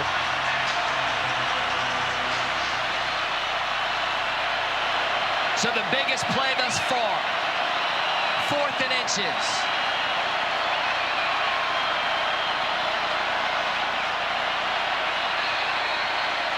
They were going to see if Pittsburgh would jump, get the delay of game. Delay game. Offense, 5 yards penalty. Still 4th down. So we will get a punt. Neil had me excited. Hey, with Big Boy in the backfield, man, I may have taken my chances with that. You may have been able to put this game away. You go down and score. But hey, give Pitt credit. Their defense rises up. They're going to get off the field here as long as they execute properly here with this punt return. And then it's up to Keaton Slovis. 6th punt of the night. Big fella you're talking about, C.J. Donaldson's had a night as Mumpfield going to field the punt inside the 5. Mumpfield. Hit hard. Crowd wants a penalty on Bryce Ford Wheaton, who's doing a little bit of everything tonight, including a tackle. He was right up under the neck. Yeah, that was close. Again, no flag on it. Bryce Ford Wheaton playing special teams. Well, he has him under the chin. Crowd wants a face mask. Wasn't there. Pitt's ball.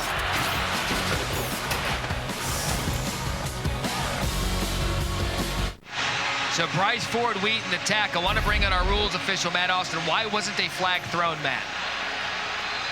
Well, it's not a foul to clothesline an opponent. The foul comes in when you grab the face mask or the chin strap and turn the head. This looks like his hand was low. His hand might have got up on the face mask or on the chin strap, but I don't think he used it to bring the player down. All right, so that'll be a no call talked about with Pittsburgh fans, but Matt Austin says, according to the rule, clean tackle by Bryce Ford Wheaton, who continues to do everything. It looked like late in the play that his hand came up right there at the end and was underneath the chin, but we're moving on. Hammond 2 yards on 1st down. Slovis empty backfield out of the shotgun. Quick throw, caught, and that's a flag. Rodney Hammond on the reception, and Hammond is down. Yeah, that was helmet to helmet. It was Wesley McCormick. Wesley McCormick. The first look, that looked like that one may have been a little bit too high. Hammond yet to get up over there on the sideline. Let's have a look. Yeah, that's clear right in the side of the head. I see a little bit Personal better from foul. this angle. Targeting. Yeah. Defense, number 11. The previous play is under review for targeting. So Matt Austin earlier, the no targeting call on Brandon Hill, that seems to be what the textbook rule looks like with McCormick. Yeah, this one checks all the boxes. There's definitely an indicator. He lowered his head. He hit with the crown of the helmet. He did attack with force. It's definitely going to be targeting. The concern now is Hammond, who continues to get looked at. He is up on his feet. That's a brutal hit right there. It's exactly what we're trying to get out of the game.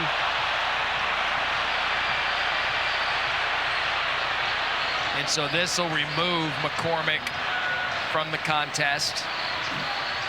So tack on 15 yards, and hopefully Hammond is okay after that hit. 129 total yards for the sophomore tonight, 2 touchdowns.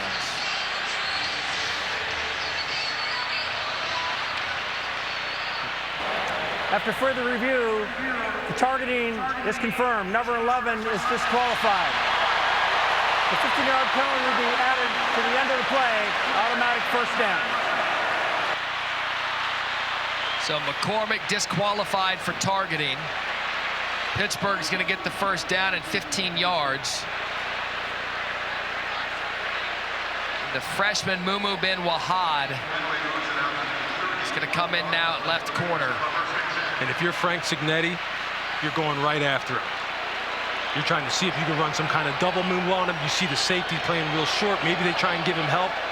That's who I would get after. Ball at the 32. Pressure again on Slovis, able to get the ball off. First time we've had a completion for Gavin Bartholomew, the talented sophomore tight end. A gain of 9. All 3 timeouts for Pitt. Just over 5 minutes here in the fourth quarter. Abanikanda in the backfield.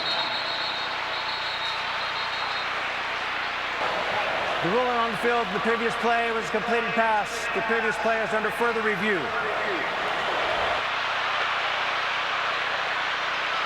Welp. Gonna do catch or no catch here. I think Pat Narduzzi is all of us. You see Bartholomew here. All right, Matt Austin, you're getting paid by the rep. What do you think?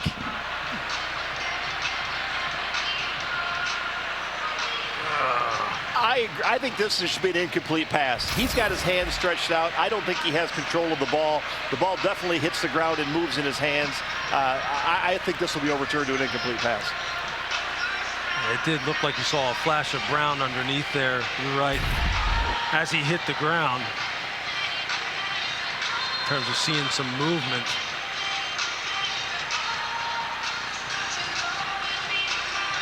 It's hard to tell. Is that the ball?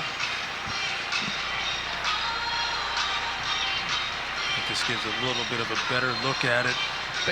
And it comes down, Lewis, too. Is there enough to overturn? You know what? It's not clear and obvious to me that the ball moved. I think it moved. Matt, but you talk about enough to overturn it?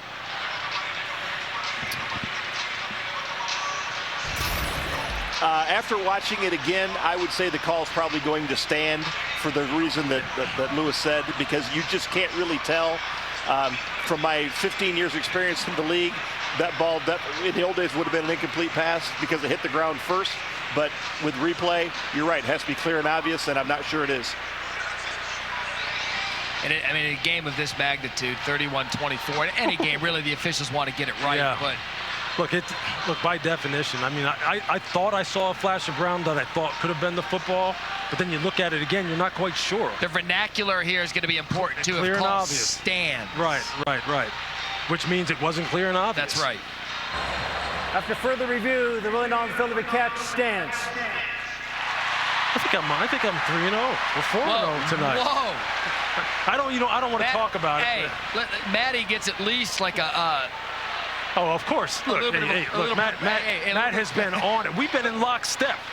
We've been in lockstep tonight. 0.5 on that one. So the call stands. 2nd and 1. Whole playbook open here for Signetti. Pitt. Just over 5 to play. It's Abanikanda trying to jam it up in there, and it looks as if he's going to have enough for the first down. Jared Bartlett brings him down. They're going to move the chains for Pitt. We're kind of getting into that area now where the take-a-shot play comes into play. Now, how is West Virginia going to play it? They're going to play with two deep safeties and try and play everything top down and make sure they don't allow a big play out of here, or they're going to go single high and leave somebody one-on-one. Slovis has time, takes a shot. That's Mumpfield downfield, and Mumpfield's going to move the chains inside the 30. Brought down by Marcus Floyd. Gain of 19.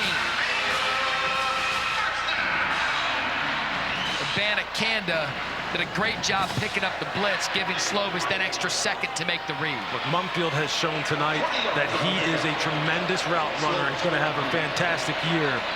He's got everything in his arsenal. Does it again. Pressure comes. Slovis forced out of the pocket. Has a man open downfield. and it's Mumpfield again. Mumpfield's first backyard brawl comes over from Akron to take Jordan Addison's place, and he's made back-to-back big plays as we clock down to 4 minutes here in the fourth quarter, and tempo out of Pitt. But he played beyond his years as a freshman at Akron last year, leading the team in reception yardage and touchdown. He's picking up right where he left off.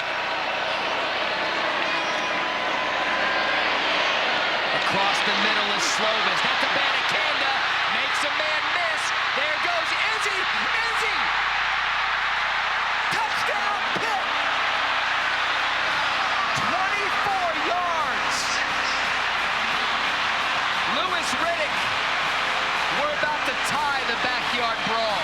That 31-31 score looks awful familiar. Late in the game, teams battling back and forth. They get the extra point here. It'll be 31-31. But what a nice drive by Keaton Slovis. After looking a little shaky in the previous drive, Abanikanda comes in for his guy, Rodney Hammond, who's out of the game currently. This is what the backyard brawl is all about. That throw puts Slovis over 300 yards on the night. 16 of 24, 308 in his debut, and what a kick here for Ben Sauls. And we're tied. Over a decade. Run after the catch is key, right? You see Abanikanda just run the halfback option route coming out of the backfield. You see he makes defenders miss. Now watch Marcus Floyd here. You can't stop on the play. What are you doing? I can promise you the coaches on the West Virginia sideline are going to be livid when they get over there and start really trying to correct the mistakes that were made on that play. But for Abanikanda, that's what you're supposed to do. Take the short pass, turn it into a long gain. He's one of the home run hitters on this football team. And Keaton Slovis, there you go. You talk about Abanikanda, starting running back. It's been Rodney Hammond's night. Where can I be used? Abanikanda picked up the blitz, gave Slovis time, and then got his opportunity to tie the ball game after that touchdown. 7 plays, 92 yards. Now you wonder if Neil Brown wants that callback on 4th and short. He could have salted the game away potentially right there. You have a 245-pound freshman running back who hasn't been stopped all night long. Your offensive line is starting to surge. Pitt is getting a little bit tired. And instead, you don't go for it. You don't take the gamble, or really the calculated gamble that probably would have worked out in your favor. And now it's tied up again, and the crowd is back into it. Not that they ever weren't.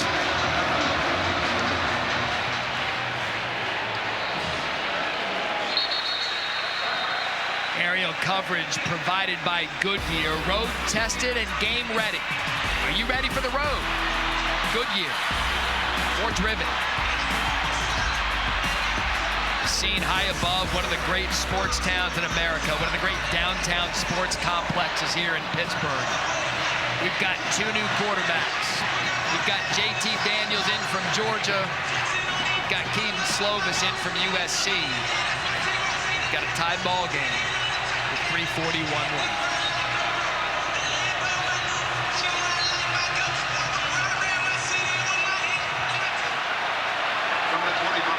Two timeouts for the Mountaineers. Pressure. That's Donaldson. And a big game for Donaldson continues. Chased out of bounds just shy of the 40-yard line. Hallett forced him out after a gain of 14. Again, Bengali Kamara, I have a feeling that he chased that play down inside too far, lost leverage on Donaldson, and Donaldson is going to be the horse that they ride for the rest of this game, and rightfully so. He has been an absolute game wrecker all night long, and for Pittsburgh, you better strap your helmets up and look out for number 12, because he's going to be getting fed a lot. Daniels going to throw on first down, goes to the sidelines, has a man wide open, it's tipped, and picked off! MJ Devonshire, Scott Mace, he's going to take it to the end zone! Pittsburgh takes the lead! You have got to be kidding me!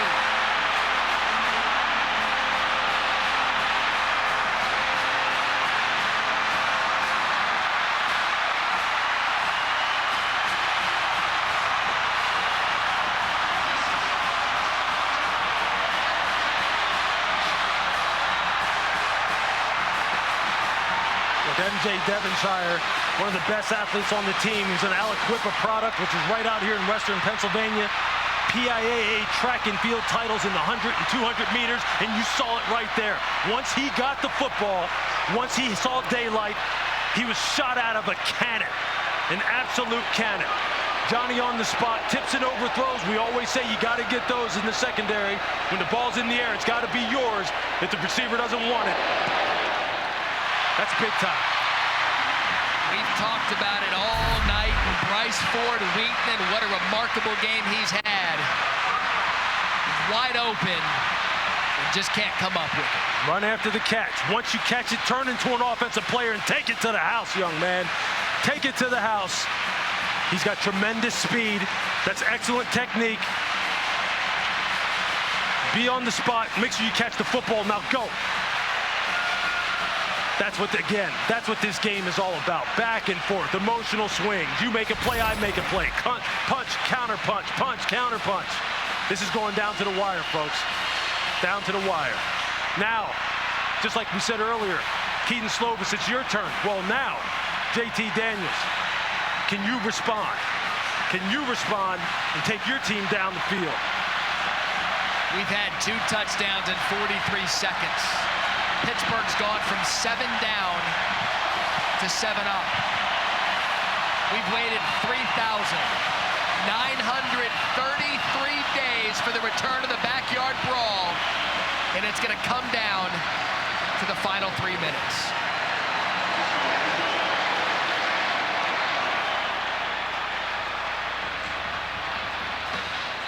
That's going to be a touchback at the 25. Let's go to Scott Van Pelt in studio. Scott, thanks so much. Coming up on SportsCenter after the game, we got a busy Thursday night on the gridiron, including a first-half performance for the ages in Stillwater. Bad beat in the end. Plus, how significant is tomorrow's college football playoff meeting? Top Insider with the latest on the possible of expansion for the playoffs. And I got winners, boys. What a game you got going. We'll see you when it's done.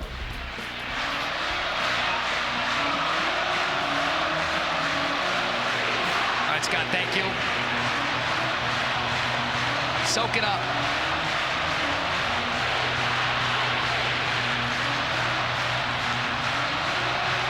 What a sport, what a game. What a moment for JT Daniels.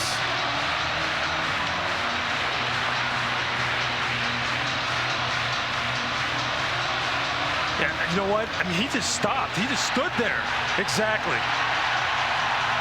So Neil Brown, they're going to spot the ball at the 1-yard line, discussing whether there was no fair catch. Let's bring in Matt Austin. Well, Matt, what happened here is one receiver signaled fair catch. You see him right there. But the other player catches the ball. Now, I feel any signal is good enough in this. We want safety, so any signal, waving signal, should be a fair catch. But it's a judgment call. Do you agree with the call? No, I would have made it a fair catch signal. After further review, replay has determined that both 27 and 13 signaled. It will be West Virginia's ball at the 25-yard line. That's a good call. That's the right call. You heard Matt Austin talk about it, because on the replay it was clear. Neil Brown upset. Look, this one you give the officials a lot of credit for. That's the call of the game right there if you spot that thing at the 1. It absolutely is. You did see both of the returners signal for the fair catch. There they both go. Onward. Here we go.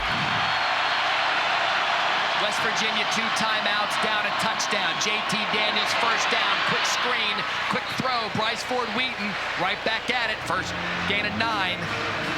Shane Simon on the tackle. Tackling, tackling, tackling. And if you're West Virginia, can you make somebody miss in the open field and take it the distance? Penalty there.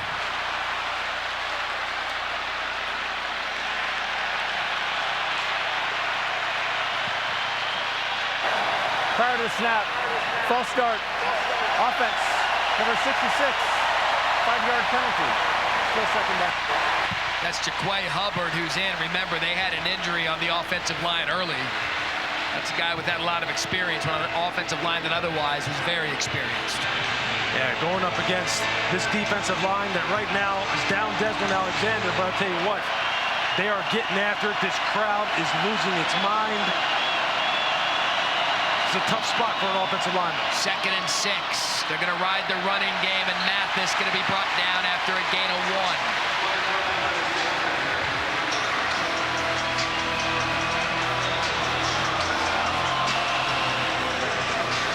Going to give him 2 with 2 minutes left in this game.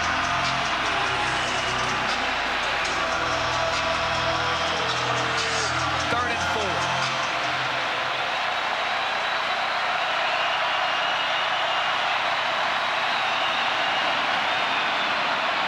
Daniels looks one way, goes back across the middle, and it's caught. And a flag is down. That's Bryce Ford Wheaton on the reception.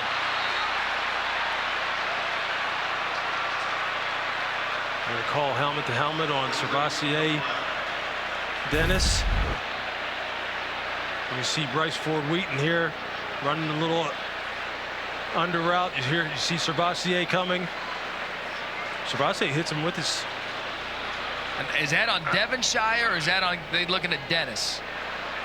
I think they're looking at Dennis. You see contact made with the head, although it wasn't made with the crown of the helmet. It's made with the top of the shoulder pad and forearm. Personal foul, targeting defense number 7. The previous play is under review for targeting. Matt Austin, get in here on this one. I think Servassier looked like that was a clean hit. What do you think? Personally, I don't like it as targeting, but it is a defenseless player, and a forcible hit to the head or neck area could be considered targeting. Now, he goes in with his forearms first, which you could say possibly mitigated the attack. He didn't try to blow him up. Again, this is one where this is where you get the debate of targeting 1 and targeting 2. Should a player be disqualified for this hit? Yeah, this is one of those tough situations where you see the wide receiver, or he catches the ball, he's trying to secure. You see his head go down at the last minute. He sees Dennis coming in. That's such a tough football player for the defender. I mean, you almost would have to just basically in an instant pull off on the play and or somehow get your body to redirect and go low down around his knees, which is basically impossible when this happens bang bang like that. So right now the bigger concern for West Virginia, Bryce Ford Wheaton had to go into the medical tent. He was trying to wave off the trainer saying I'm good, but they're going to take a look at him. And both Matt and Lewis. After further review, there is no targeting. 3rd down. Lewis, I can't remember the last time at this stage of a game we've seen so many things get looked at. Yeah. One, if they get upheld, it's a big call. Right. But the officials are doing a great job making sure. They sure are. And look, man, that's what you have to do. The object is to get it right? To have the game played fairly, have the rules applied fairly and equitably. And that's what they're trying to do. They're trying to follow the letter of the law as it pertains to the rule book. I commend them for doing it. Ford Wheaton out of the tent. He got the first down. Standing on the sidelines, wants to get back in. He's out for this play. Daniels. Upfield to James, and they're going to throw a flag. Marquez Williams on the coverage.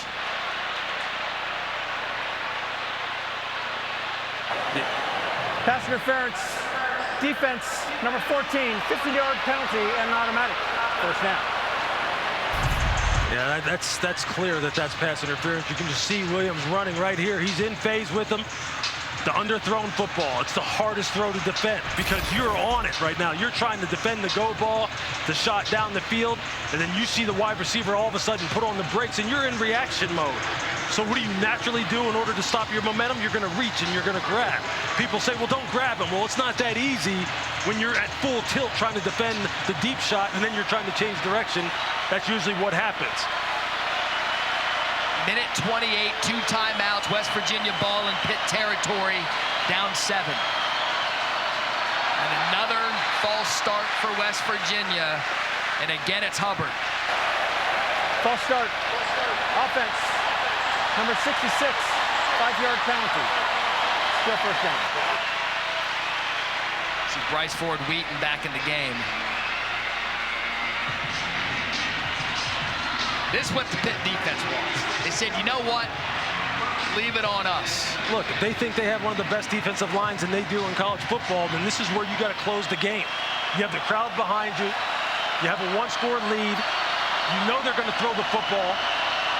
You got to go. Daniels out of the pocket. Keeps his eyes downfield. Takes a shot. His tight end broke from coverage. That's Mike O'Loughlin in a big first down, West Virginia. Clock's going to stop to move the chains. 1:17 left and a gain of 32. Still 2 timeouts for West Virginia. You lose contain on the passer. He's able to buy time getting out on the perimeter. That's when, as a defensive back, you have to plaster. Sack! How about pass to Sabasier? Dennis gets to JT Daniels and a loss of 10. Look, 9.5 tackles for a loss a year ago. Led the team in tackles, all ACC. Second team all ACC. You see him there. He just absolutely beats Tony Mathis. West Virginia not taking a timeout. They've got 2.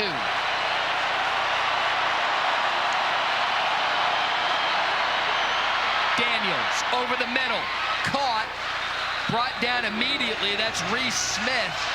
And again, West Virginia has these timeouts, and they're going to use one here. And we just saw Servassier on the sack. He's injured down on the field.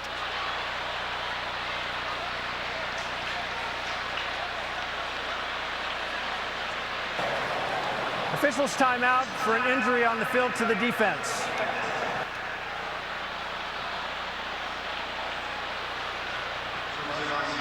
So they'll tend to Servassier Dennis. I'm surprised West Virginia, after the sack, why not use a timeout there? So we'll get to that in a minute. We do have to talk about a network switch in terms of college football tomorrow night. The Western Michigan State game at 7 p.m. Eastern, originally scheduled for ESPN. We've moved that over to ESPN2. Serena continues her historic run at the U.S. Open. Injury to the defense. West Virginia declined the 10-second runoff. The clock will start on the snap. So some injury news there for Servassier and the protocol within the game. But again, Serena, we're moving her match over to ESPN1. Michigan State will bump you over to ESPN2. So because of the injury, West Virginia not charged the timeout. They still have the 2. 34 seconds to play. There is no timeout charged to West Virginia. They have 2 remaining.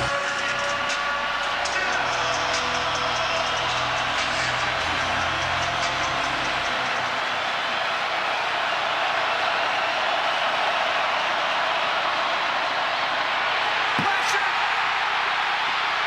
They didn't rule him down. JT Daniels stayed up. John Morgan, a big game in exchange for Alexander, who was hurt early. West Virginia got their second timeout of the half. And now West Virginia's going to have to use a timeout. In length. Lewis, looked like Morgan got to over the sack. He stayed up. John Morgan looked like he was shot out of a cannon. He has not slowed down at all the entire game. You see him running a little TE stunt. Tackle picks for him. He comes looping back inside. Here you see him coming down the A-gaps, right down over the center. Looks like that right shin may have been on the ground. Yep. But look, the Pitt defensive line, these are the moments that they have to live for. These are the moments they have to welcome. Because this is where you have the advantage. You have the crowd out your favor.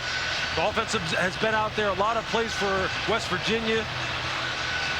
And you're supposed to be proving to the country that you're the best defensive line, or one of the best defensive lines in America, in a big rivalry game opening weekend to kind of close it out.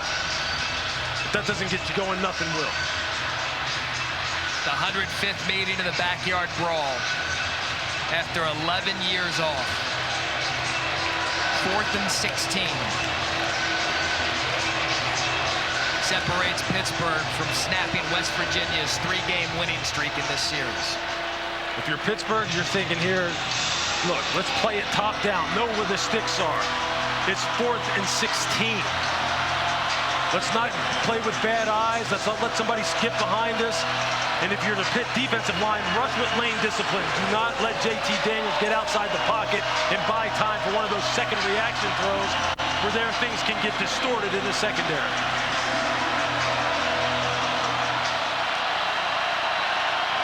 It all comes down to this.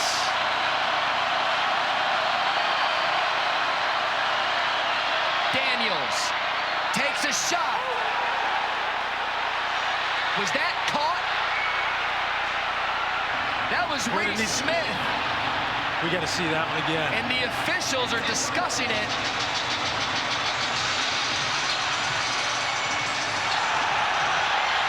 They called that a catch. Yeah, that's on the ground. This is absolute mayhem here in Pittsburgh. The ruling on the field was a catch. The previous play is under further review.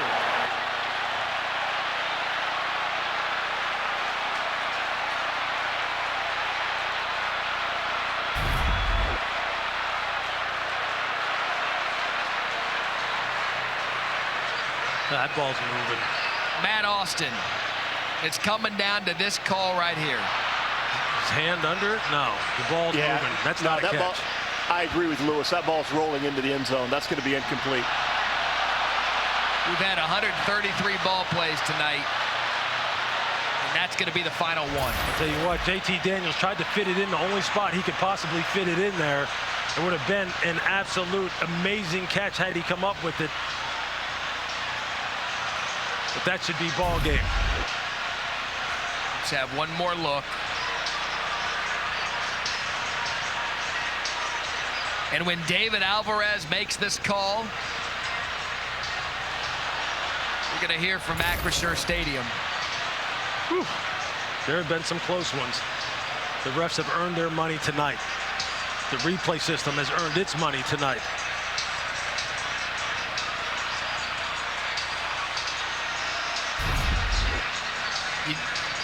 What a heck of a throw, though, by JT Daniels to try and fit that in there. Defender playing underneath. It looks like they're playing a two-man concept. Everyone playing man-to-man underneath. The safety's over the top.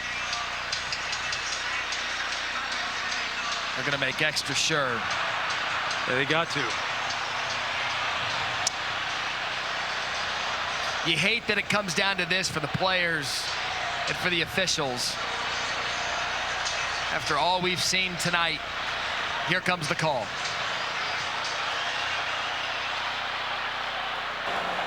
After further review, the receiver lost possession of the ball when it hit the ground. The pass is incomplete. It will be first down Pitt at the previous spot.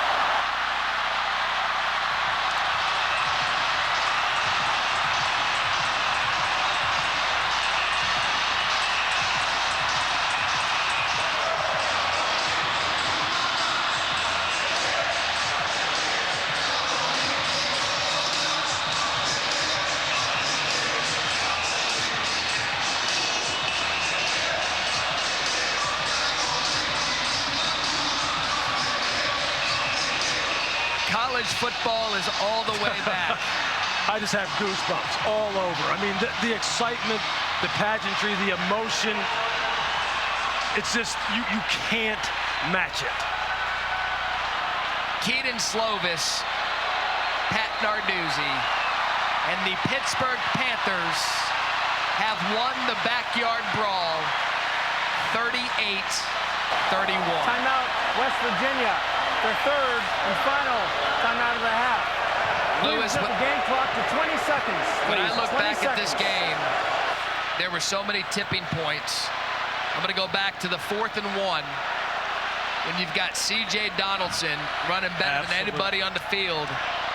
Neil Brown ran the offense back out there, and he elected the punt. I think that's the first thing he's probably going to be asked in the post-game press conference. You had a running back that was running wild, 245 pounds, looking like a modern-day version of Chuck Muncie out there for all you folks who like old-school NFL football. And you punt it. You punted it back to Pittsburgh when you maybe could have put the game away. Averaging over 6 yards a carry, and that's going to do it. 105 times these teams have met, and every single one of them has been a classic. Neo Brown's not having it. He's going after the official. What a game. For our director, Ed Curran, our producer, Sean Jackson, Lewis Riddick, Harry Lyles on the field, I'm Matt Barry. Pittsburgh wins 38-31. So long from Pittsburgh. We hand this ball off after a great game to Scott Van Pelt. Have a good weekend, everybody.